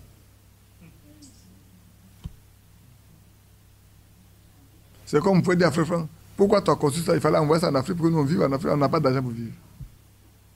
C'est la même chose. Frère Franck, pourquoi tu as construit tout ça là? Nous en Afrique, on n'a même pas de moto pour aller rendre visite aux frères. Il faut nous acheter des motos. Avant, les frères achetaient des motos. Écoutez-moi bien, frère. Avant, les frères achetaient des motos aux frères ici en Côte d'Ivoire. Il y a des pays, quand Frère Franck va là, c'est lui qui paye. Il donne de l'argent pour sa réception. Pour organiser sa venue, il envoie de l'argent pour l'Afrique. On est toujours en train de tendre la main. Donc l'amour de l'argent rentre dans l'église. Aujourd'hui, l'amour de l'argent, comme j'ai dit la fois dernière, quand on est parti au décès de Kouban à Tanda, il était là. Dans les statuts qu'on a créés, on a dit c'est à but non lucratif. Aujourd'hui, là où on dit c'est l'imprimerie, les bâtiments là, il y a des coins qu'on loue. Et les locataires ont organisé un groupe qui sont venus au décès de Kouban. Je parle devant le Seigneur. Il était témoin, lui il était témoin. On était ensemble. On était dans la cour. C'est son frère Casimir qui nous a montré qu'ils sont rentrés.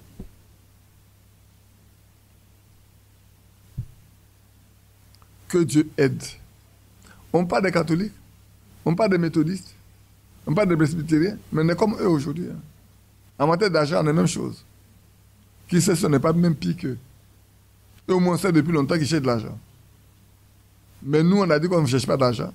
On veut seulement aider les frères à marcher avec Dieu. Mais est-ce qu'on est prêt à vivre de l'eau et du pain sec? Avant, quand on voyageait, on ne rentrait pas en ligne de compte en matière d'argent avec quelqu'un. Moi, un frère m'a raconté une fois ici que quand on les envoie en mission, on leur donne juste le transport. Même pas manger en route, même pas chose. Et puis un jour, il voyageait avec les frères Ali Robert et les autres. Il s'est rendu qu'au retour, on leur a donné un peu d'argent. Chacun a acheté des gombos, de la banane, des aubergines et tout. Et la prochaine fois qu'on l'envoie, il me dit, mais attends, je ne comprends pas. La fois qu'on est parti à cela, on n'a pas eu seulement le transport. Voilà ce qu'on a eu. Pourquoi aujourd'hui on nous donne seulement le transport? Qu'on nous explique. Depuis ce jour, on ne l'a plus envoyé en mission. Depuis ce jour, on ne l'a plus envoyé en mission. Parce qu'il va trop clair maintenant. Il va être clair. Est-ce que l'amour de l'argent n'est pas rentré au milieu de nous? S'il a menti, c'est une affaire entre lui et Dieu. C'est pas moi. Il dit depuis ce jour-là, on n'a plus envoyé à mission. Quand on envoie les gens à mission, on ne l'appelle plus.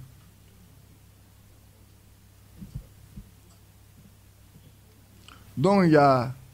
Et un jour, une autre chose, un jour, on l'envoie à mission, sur l'enveloppe on a mis un montant, et celui qui a reçu de l'argent pour lui donner a barré le montant. Quand il a reçu l'enveloppe, il est parti voir comment. Il dit mais comment? L'argent c'est combien? Et puis on a barré le montant. Il dit il faut prendre ça pour aller comme ça. Il ne peut pas dévoiler la personne. Il ne peut pas dire que ce n'est pas le montant qu'on a mis dedans. Je peux bien vous donner le nom de la personne qui m'en a parlé, mais ce n'est pas nécessaire. En cas de cas, je l'appelle lui-même.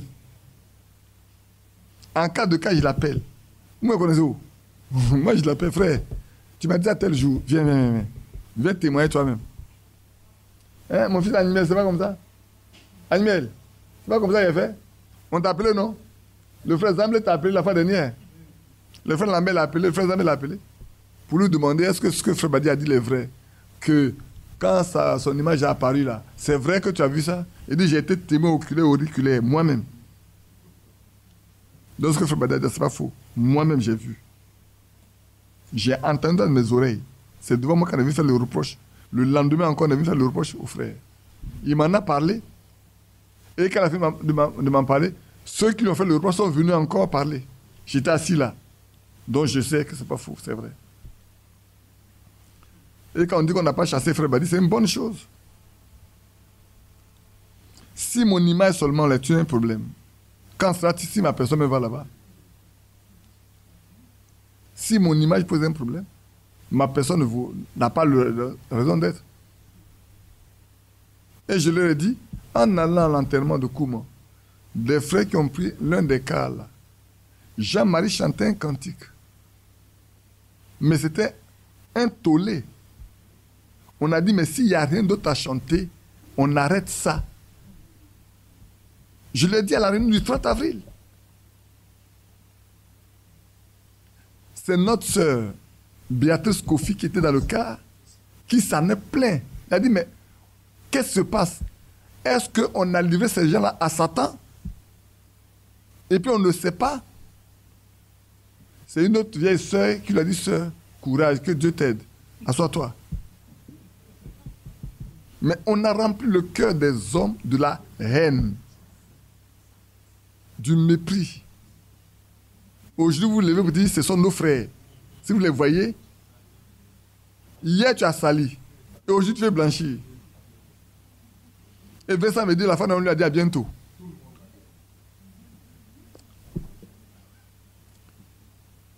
Que Dieu nous aide. Hein.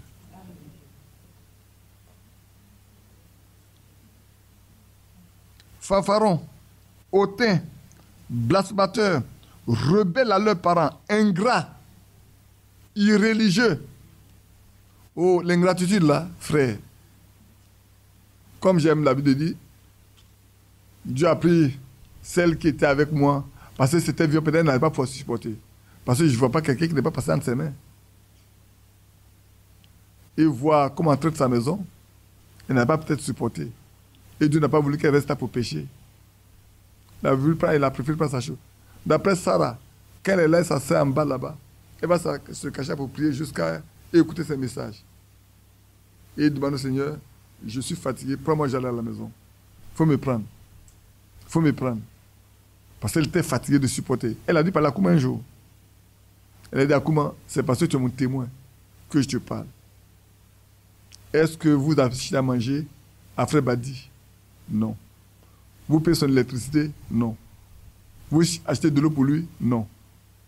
Vous l'envoyez à manger? Non. Si vous faites votre chose là, faites-le. Mais oubliez-le. On est fatigué. Que Dieu nous aide. Mais nous allons tous à répondre de ça un jour, devant le Seigneur là-bas. C'est ça qui est important. La partie intéressante, c'est ça. Un jour, on sera là-bas, chacun va répondre pour ça. chacun répondra. Souvent, on oublie que les actes qu'on pose ici, ça va nous rattraper un jour. Et c'est ça qui est malheureux. Les actes que nous posons là vont nous rattraper un jour. On ne peut pas tout vous dire. De temps en temps, je parle ainsi comme ça, peut-être pour vous donner une chose. Maintenant, qui peut-on appeler pour prier? Qui peut-on appeler pour prier quand il y a des situations? Quand il y a des malades, quand il y a des ceci? Qui est-ce qu'on pourra appeler au milieu de nous, parmi nous, qui on pourra appeler pour aller prier? Parce que c'est ça aussi, le frère. Sœur, à un moment donné, il y a des situations qui obligent à appeler quelqu'un pour prier. Alors, on va lire un peu quelques éléments dont Frère Branham a parlé, un peu. Comme on est en train de parler de l'influence. Alors, je lirai le paragraphe 83 que moi j'ai, pour qu'on puisse prendre cela un peu. J'ai mis 83, 84. Et puis on lit le 135, 137, 140, le 109 même. Et on aura fini. Quasiment on aura fini tout de suite. Mais laissez-moi lire un truc ici que je puisse le laisser complètement une bonne fois de côté. Je sais que ça a fait un peu dormir, c'est vrai. Je ne coupe pas beaucoup là-dessus.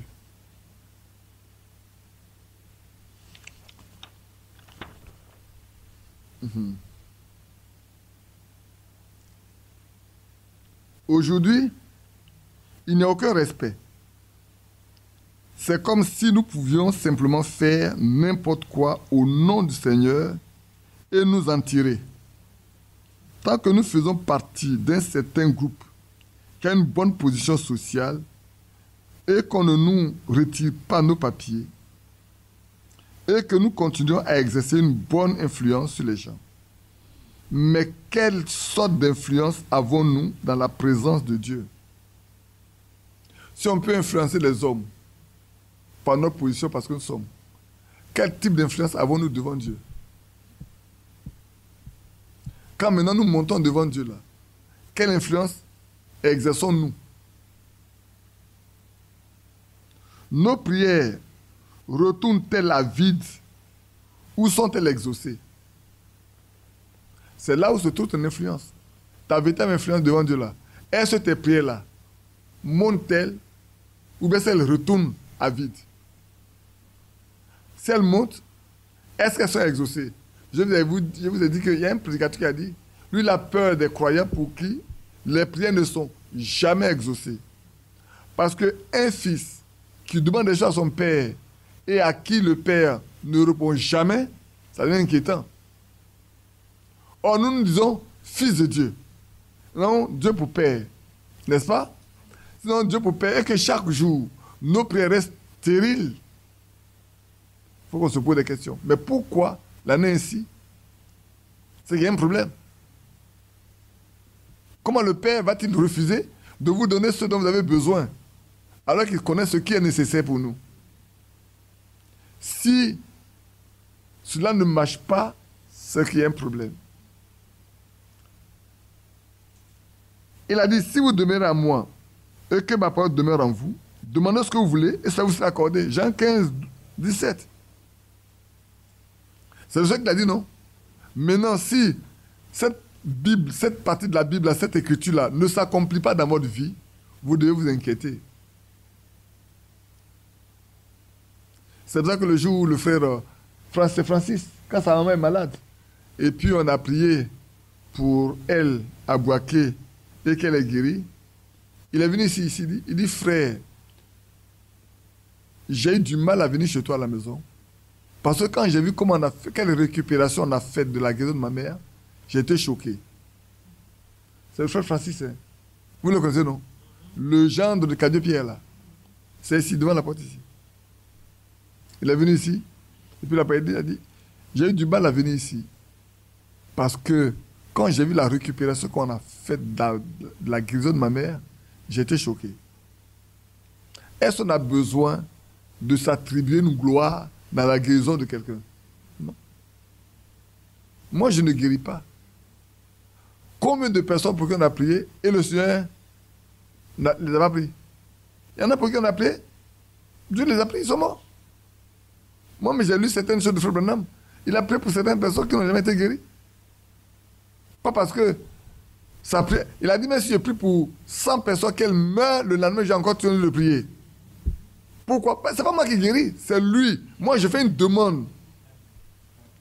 C'est lui qui détermine le sort de chacun de nous. Non, le fait que je prie que Dieu n'exauce pas la guérison de quelqu'un, ce n'est pas à moi. J'ai prié ici, il n'a pas guéri, mais j'ai prié ici, il a guéri. J'ai prié, il n'a pas guéri, mais j'ai prié, il a guéri. Moi, je connais mon chemin. Je le loue, je le glorifie, je m'en vais devant. Mais je ne vais pas dire que c'est là pour que Dieu est avec moi forcément. Non. Vous comprenez ce que je veux dire? Le matin, je vous ai lu un passage dans Jean 6, non? Les 70 disciples qu'il avait envoyés pour prier pour les malades, là. Ils ont prié. Je n'ai pas lu au début, mais quand vous lisez le début, il dit, mais nous étions heureux de voir comment le diable tombait comme un éclair. Il dit, ne vous réjouissez pas de ce que les démons vous soient soumis, mais réjouissez-vous de ce que vos noms soient écrits dans le ciel. Voilà ce de quoi nous devons nous réjouir, frères et sœurs. Prédicateur, prieur pour les malades, réjouis-toi de ce que ton nom est écrit dans le ciel. Mais ne te réjouis pas de ce que les démons te soient soumis. Si c'est ça seulement que tu regardes, tu perds ton temps. Judas aussi a prié pour les malades. Hein. Judas a chassé les démons. Mettez un démon lui-même. Quand l'heure est arrivée d'aller recevoir le Saint-Esprit, n'était pas là. Mais pourtant, il a prié pour les malades. Il était en plus un voleur. Le Seigneur savait, il gérait D'accord. Il gérait la trésorerie.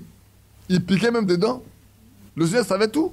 Mais il peut aller prier pour un malade, le malade va guérir. Parce que le Seigneur lui a donné l'ordre d'aller prier pour les malades. Frère, à nous encore, le Seigneur a donné l'ordre aussi. Hein. Voilà, mais si c'est différent. Voilà les signes qui accompagnent ceux qui auront cru. C'est pour ceux qui croient. C'est pas pour tout le monde. Maintenant, tu vois souvent, on peut aller prier. On a prié beaucoup. Et on a prié. Hein. Si on veut compter les guérisons, si on doit s'enorgueillir, mais vraiment, depuis notre jeunesse, dans ce message-là, on a été très fiers. Hein. Mais ce n'est pas ça qui fait de nous un chrétien. Non, ce n'est pas ça qui fait de nous un chrétien. Non, non, non. On a vu des gens qui sont morts, qui sont revenus dans la vie. Ça, on en a vu. Mais ça ne fait pas de toi un chrétien non plus. Judas aussi a prié pour les morts qui sont ressuscités. Frère, que Dieu nous aide. Donc, et puis, celui qui croit en moi fera aussi les œuvres que j'ai faites. Il en fera de même plus grand, car je m'en vais au Père. Jean 14, 12. Le Seigneur l'a dit. Donc, il est normal qu'un vrai croyant, priant pour un cas, Dieu l'exauce. Maintenant, ce n'est pas si Dieu ne t'exauce pas. Si ça devient stérile, là, il faut douter de toi-même. Quelle influence exerces-tu devant Dieu en sa présence? Parce que la véritable influence, c'est la pratique, la vie que tu mets devant lui et qu'il sait. De sorte qu'en tant que fils, quand tu lui demandes quelque chose, il t'écoute et te répond. Quand ce n'est pas le cas, bien aimé, c'est vrai que souvent quand les gens viennent pour que je prie pour eux, je dois prier d'abord pour vous-même. Vous-même priez. Priez d'abord, avant que je ne prie. Parce que vous aussi vous croyez. Il y en a qui se viennent, toi il faut prier. Le jour où tu ne pourras pas me joindre, que feras-tu? Il faut prier. Mais vous savez, ça arrive à un frère où il n'a pas réussi à me joindre. Il dit que moi j'ai refusé de coucher la nuit là. Son fils mourait. Il est resté à genoux qu'au matin, son fils a été guéri. Mais c'est une bonne chose. Tu as fait une expérience. Au lieu de reposer sur la prière d'un autre, on n'est pas catholique. On n'est pas amis de Dieu.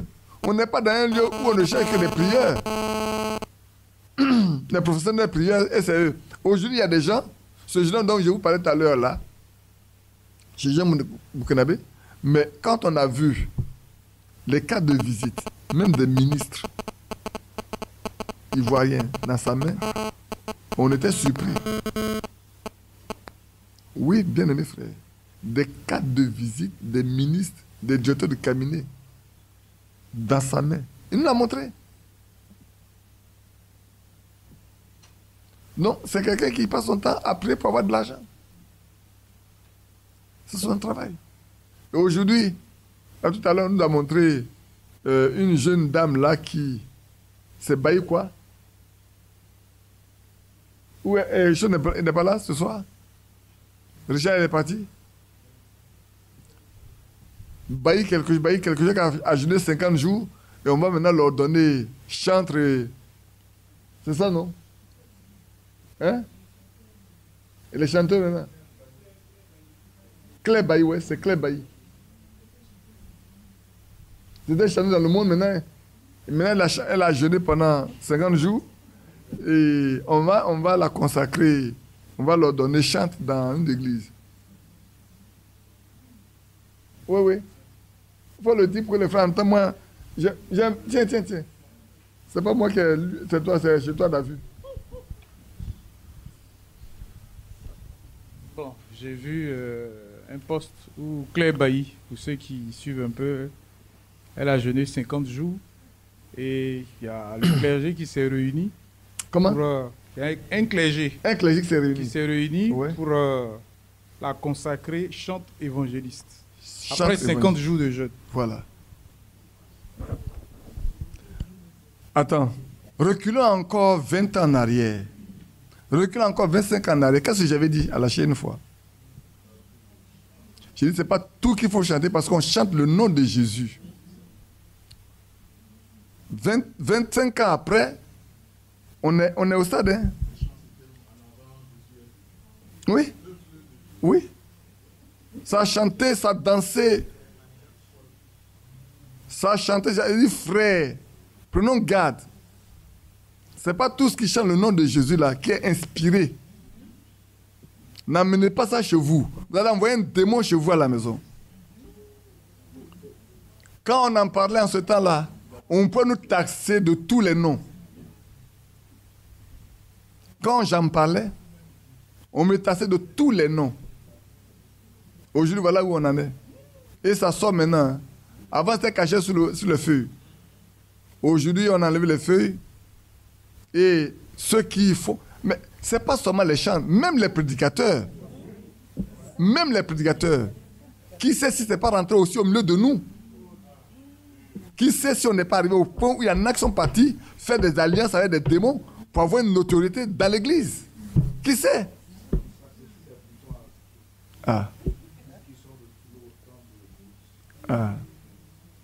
Frère, quelle influence avons-nous devant Dieu?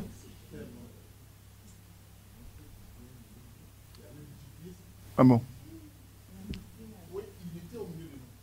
Il a pris l'argent pour aller multiplier. Mais lève-toi.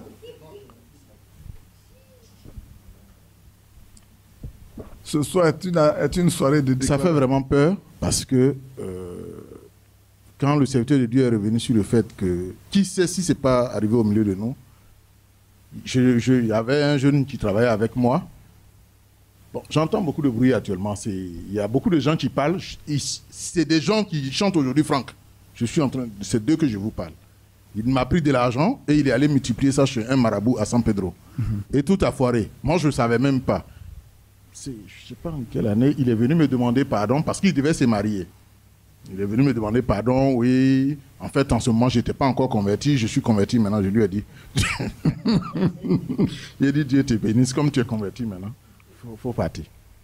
Il n'a jamais redonné l'argent. Il ne m'a jamais dit ce qu'il en a fait. Mais il m'a juste dit qu'il était allé multiplier. Je lui ai dit, tu sais que ça ne pourra pas se multiplier parce que c'est l'argent d'un chrétien. Ouais.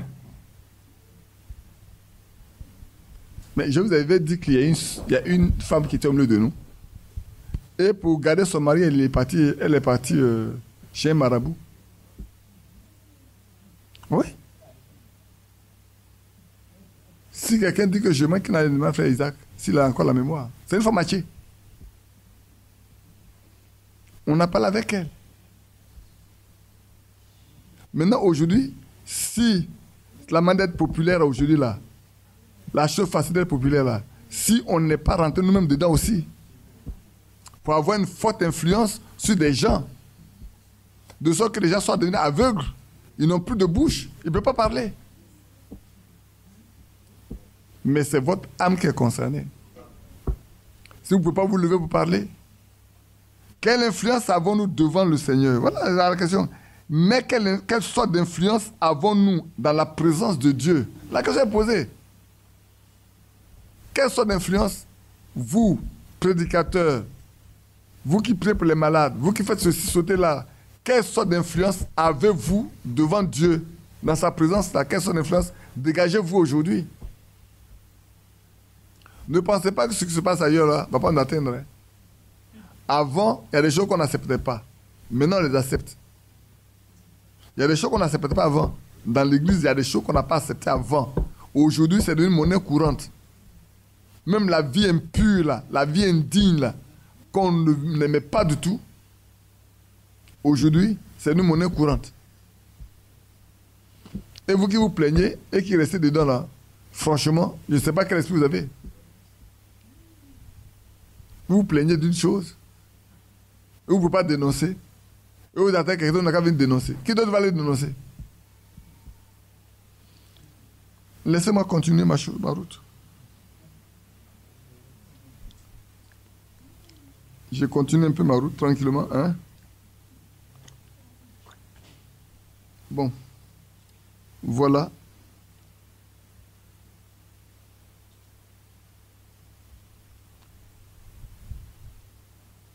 Laissez-moi regarder ici, si je ne me trompe pas ici. Maintenant. Premièrement, c'est la purification qui est venue. Remarquez, après la purification, c'était une commission. Première confession, et ensuite une purification, et enfin une commission. Ensuite, lorsque vous vous levez de là, avec une véritable confession, une véritable purification, alors quand l'appel vient, qui ira pour nous? Alors, Isaïe pouvait répondre, me voici, envoie-moi. Votre vie influencera votre famille. Elle influencera vos voisins. Elle influencera votre église. Vous ajouterez un ou deux bons membres dans une église qui est réellement un feu pour Dieu. Cela fera quelque chose pour cette église-là que 40 unions de réveil que vous pourrez tenir. C'est vrai. Aujourd'hui, ce qu'il faut, frère, c'est des hommes remplis de l'Esprit de Dieu qui peuvent amener les gens à la foi. C'est ça qui est important. Et c'est des personnes qui peuvent rester devant le Seigneur pour prier. Un bon homme purifié montre l'exemple, la face brillante avec la gloire de Dieu, la douceur, l'humilité, pour se tenir dans la présence, dans la puissance de Dieu. Observez quand quelqu'un tombe malade, c'est une personne qu'on appellera pour venir prier. Quand quelqu'un tombe malade, c'est une personne qu'on appellera pour venir prier. Mais qui on l'appellera? Est-ce qu'on va appeler n'importe qui? Est-ce que vous appelez n'importe qui? Non, vous n'appellerez que celui que vous voyez capable de prier pour que Dieu puisse exaucer. Sinon, on n'appellera pas n'importe quelle personne. Pourquoi? Parce qu'on reconnaît que si celui-là prie, Dieu peut écouter. C'est faux? Nous tous, on fait la même chose. Hein? On fait la même chose. Non, le temps est arrivé, frère, où chacun de nous doit être dans cette position de sorte que si moi je dis, frère, ah oui, je suis malade, prie pour moi, je sais que si tu pries là, Dieu va écouter. Si on veut raconter les expériences qu'on a faites, on a vécues, on prendra trop de temps, on va aller seulement. Il dit, me voici, envoie-moi, que mon influence s'exerce sur les autres, Seigneur, car Christ est ma vie et la mort m'est un gain. Que cette parole m'influence. Et voici ma prière, Seigneur, pendant que je suis ici dans cette vallée, la petite station estivale du monde, que je dois être capable d'être en contact avec le Fils de Dieu qui répandra la lumière du soleil, du Saint-Esprit partout dans cette vallée. Et cela fera que les frères, les femmes, les sœurs et même les pécheurs trouvent cette fontaine remplie du sang. Amen. Ça, vous n'avez pas compris. En fait, il parle d'une situation dans laquelle où il veut être influencé par la grâce de Dieu, qu'on peut ramener des gens qui ne sont pas des croyants à la foi. Et même des frères qui sont dans la foi, peut-être tellement influencés pour qu'ils soient plus forts dans leur marche. Parce que si vous vivez au milieu des gens qui tous clochent des deux pieds, vous n'aurez pas le courage d'avancer. Mais si vous vivez au milieu des frères qui sont vraiment des vrais croyants, des vaillants soldats, même si vous êtes faibles, vous serez encouragés à marcher. Parce que vous dites, je vais faire comme eux. Seigneur, aide-moi à devenir comme eux. Ils sont pour vous un stimulateur. Mais si vous êtes tous au même niveau, clopant, personne ne peut influencer l'autre pour amener les gens à marcher, ça pose un problème.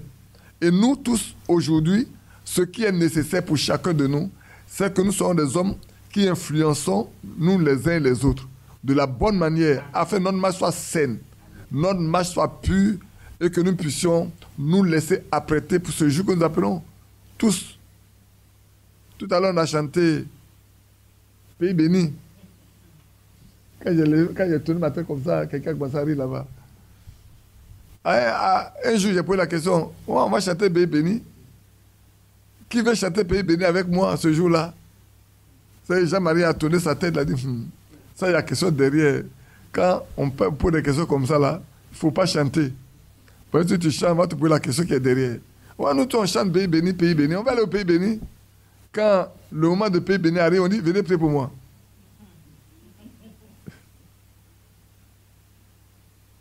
Prier, oui, attends, on n'a pas chanté Pays béni, que moi je voulais aller. Quand le moment de vouloir aller arrive là, tu appelles qu'on prie pour toi. C'est ça que tu n'as pas envie de partir, donc il ne faut plus chanter ça. Il y a deux moyens. Où tu vas dormir en attendant le réveil, où tu vis jusqu'à ce que le réveil arrive.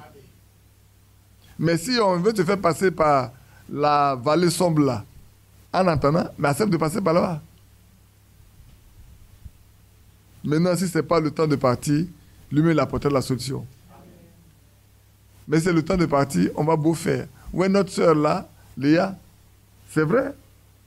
Les maisons disent, une aorte comme ça, avec un caillou de sang là-dedans, il n'y a pas moyen de sortir vivant de ça. Mais jusqu'alors, ça fait combien de mois à peu près? Ça fait 4 mois après. Depuis février. Depuis février jusqu'à maintenant. On a 5 mois. Elle n'aura pas vécu, c'est-à-dire, excusez-moi l'expression, c'est un tas d'eau quelque part. Mais elle est encore vivante. Qui sait si elle ne vivra pas mieux que beaucoup d'entre nous avant l'enlèvement. Peut-être qu'elle sera encore en vie quand d'autres mourront. Oui. Elle peut encore continuer de vivre quand d'autres mourront. Alors qu'on l'a déclaré pour mort. Même les médecins qui l'ont opéré là peuvent mourir alors qu'elle est encore vivante. Parce que c'est Dieu qui détermine le jour du départ. Le médecin a dit, mais nous on te paie par motif de conscience là. Lui-même peut mourir alors que Léa peut encore vivre. Que Dieu vienne au secours de chacun de nous. Je vais lire encore 2 choses et puis on va arrêter. Pour dire simplement que je vais lire celui-ci. Je pense qu'il est bon de le lire quand même, celui-là. On va voir ce que ça va donner.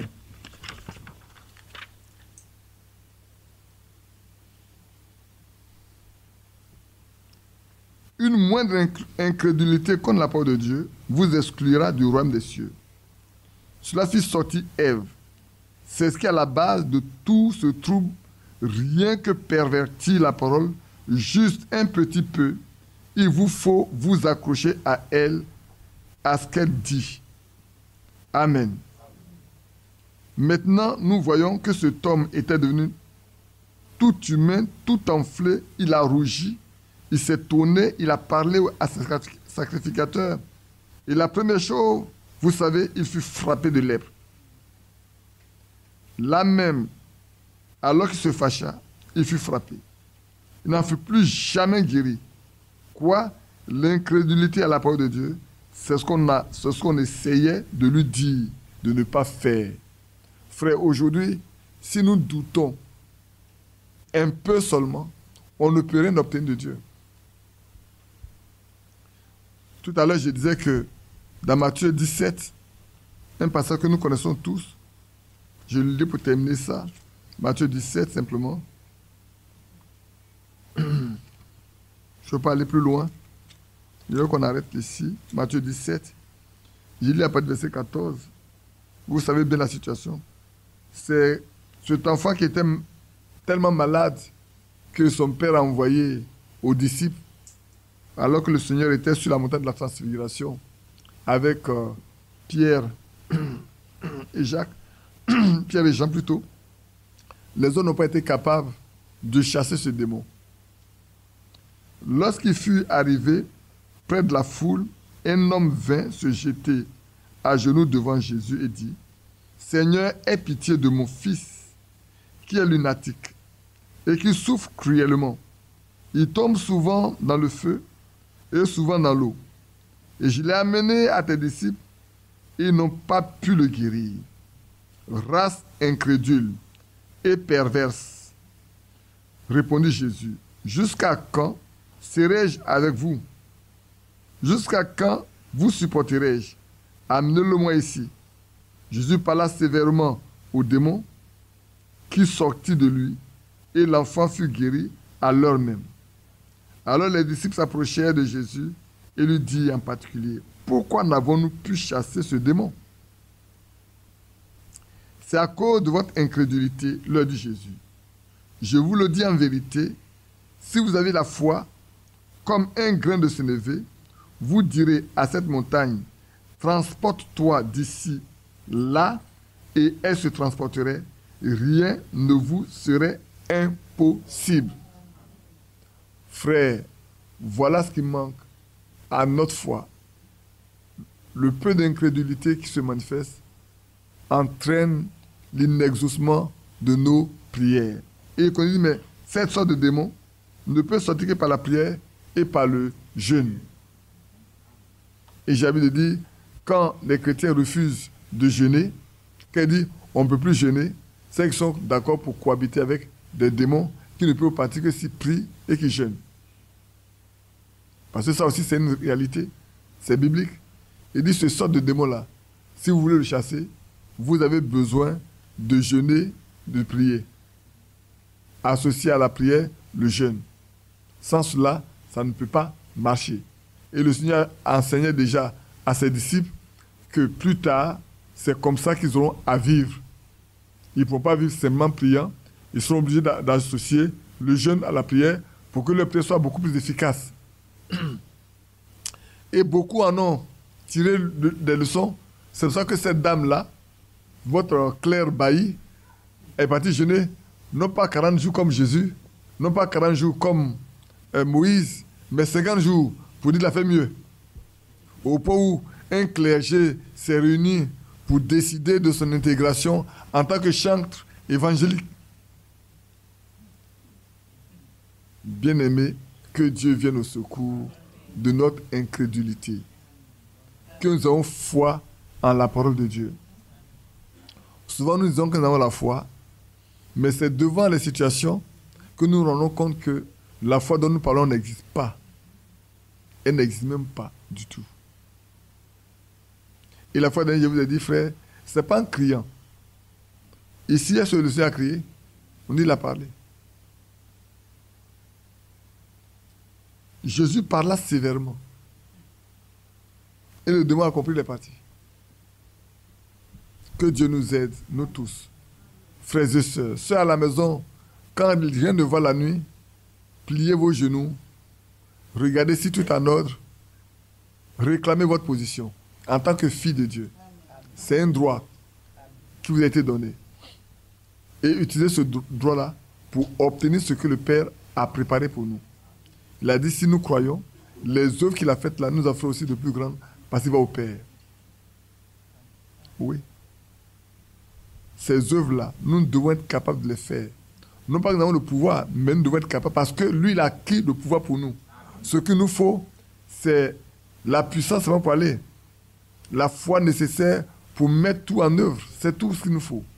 Et c'est ça qui nous manque souvent. Sinon, c'est comme quelqu'un qui a un compte bien garni. On lui a donné le chéquier, mais il est incapable de signer le chèque. Il peut rester devant le chèque là et puis mourir. Hein. Il y a l'argent dans le compte. Il a le chéquier, un bic. mais il n'est pas capable d'écrire le chèque.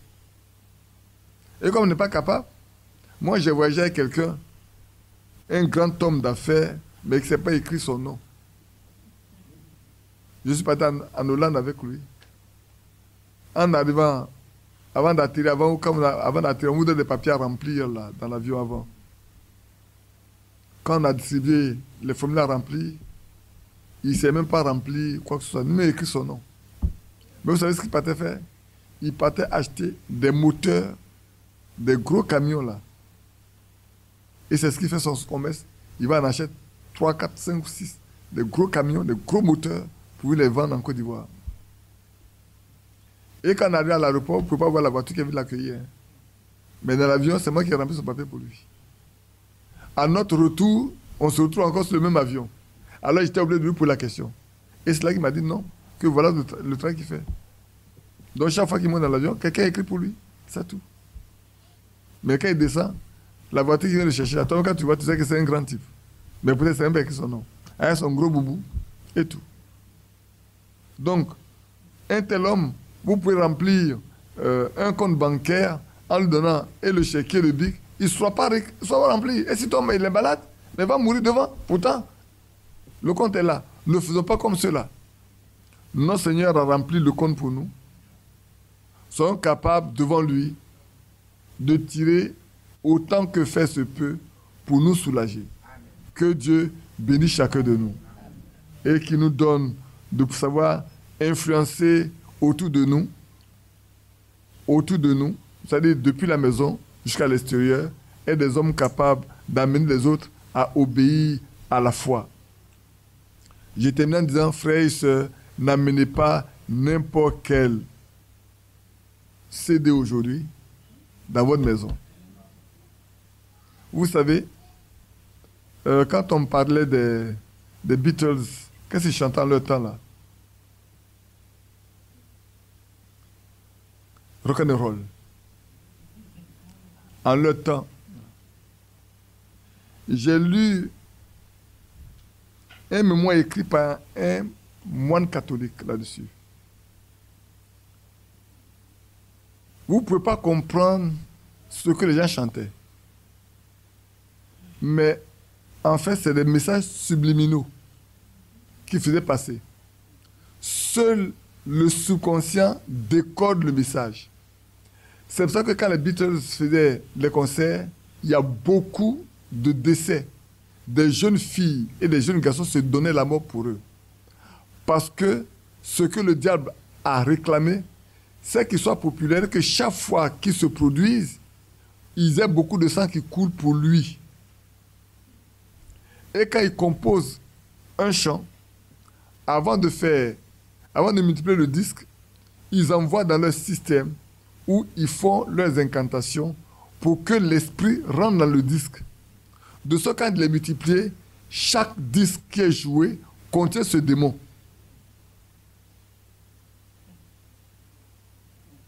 Et ils mettaient déjà les chrétiens en garde dans ce temps-là pour ne pas jouer, acheter ni jouer ces disques-là. Ça n'a pas changé aujourd'hui. Ne pensez pas que tous ces gars-là qui chantent là n'ont pas de pacte avec l'ennemi. C'est faux. Ils font tous des pactes. Même les meilleurs joueurs de football font des pactes avec des démons. Et quand on voit les chrétiens qui s'agglutinent autour des postes téléviseurs quand il y a des matchs internationaux, je me demande quel esprit les anime. S'ils sont vraiment délivrés du monde.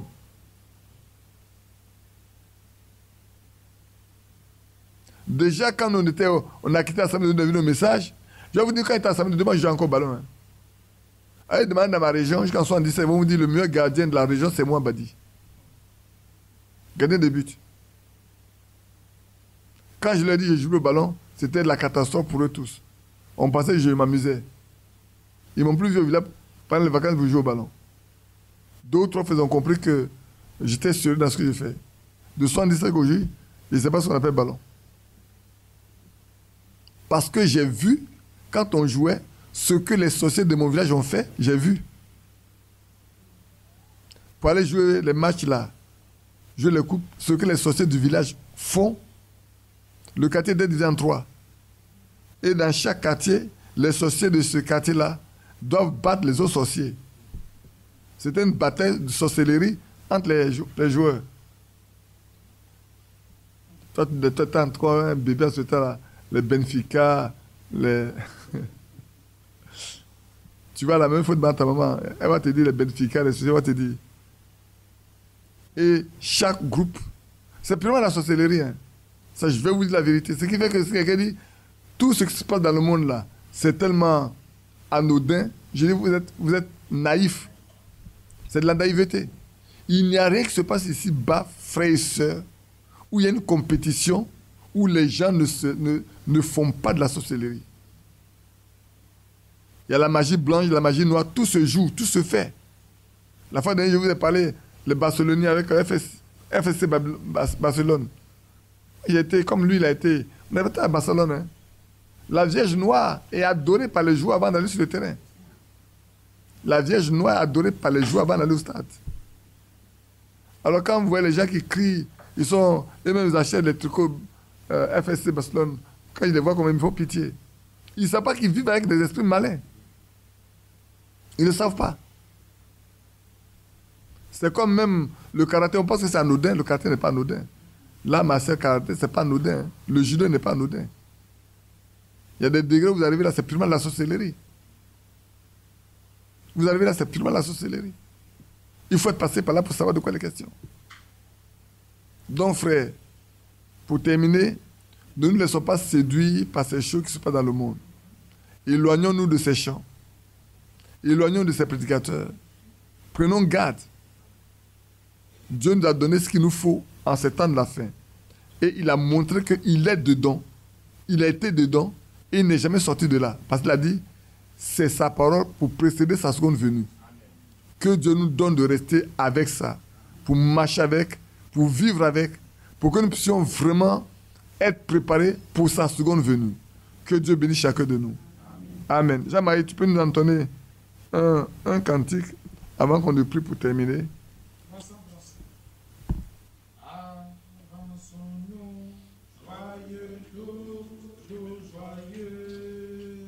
C'est vers le pays des esprits bienheureux. Avançons-nous, joyeux, toujours joyeux, vers le pays des esprits bienheureux, vers la demeure où Jésus pour nous prie. Marchons joyeux, c'est la notre patrie. Avançons-nous, joyeux, toujours joyeux, vers le pays des esprits bienheureux. Des chants d'amour retentissent aux cieux. Quel doux concert appelé des bienheureux. Nous entendrons votre sainte harmonie quand nous aurons atteint notre patrie. Avançons-nous, joyeux, toujours joyeux, vers le pays des esprits bienheureux. Ton aiguillon, ô mortel, ne l'a plus. Tombeau déjà, nous ne te craignons plus. C'est toi, Jésus, remporta la victoire. Nous ouvrir le chemin de la gloire. Lui-même dit à courir tout joyeux vers le pays des esprits bienheureux.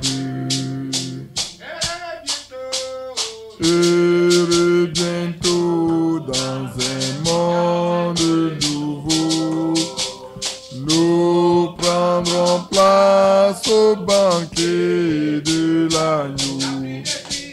Car plus de paix, plus de deuil, plus de larmes, de péché, de douleur, ni d'alarme, quand nous serons joyeux, toujours joyeux.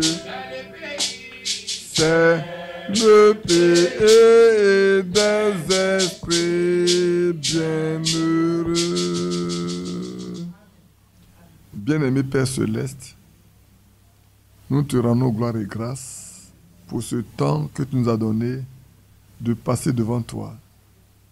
Tu as écouté nos cris, tu as écouté nos prières.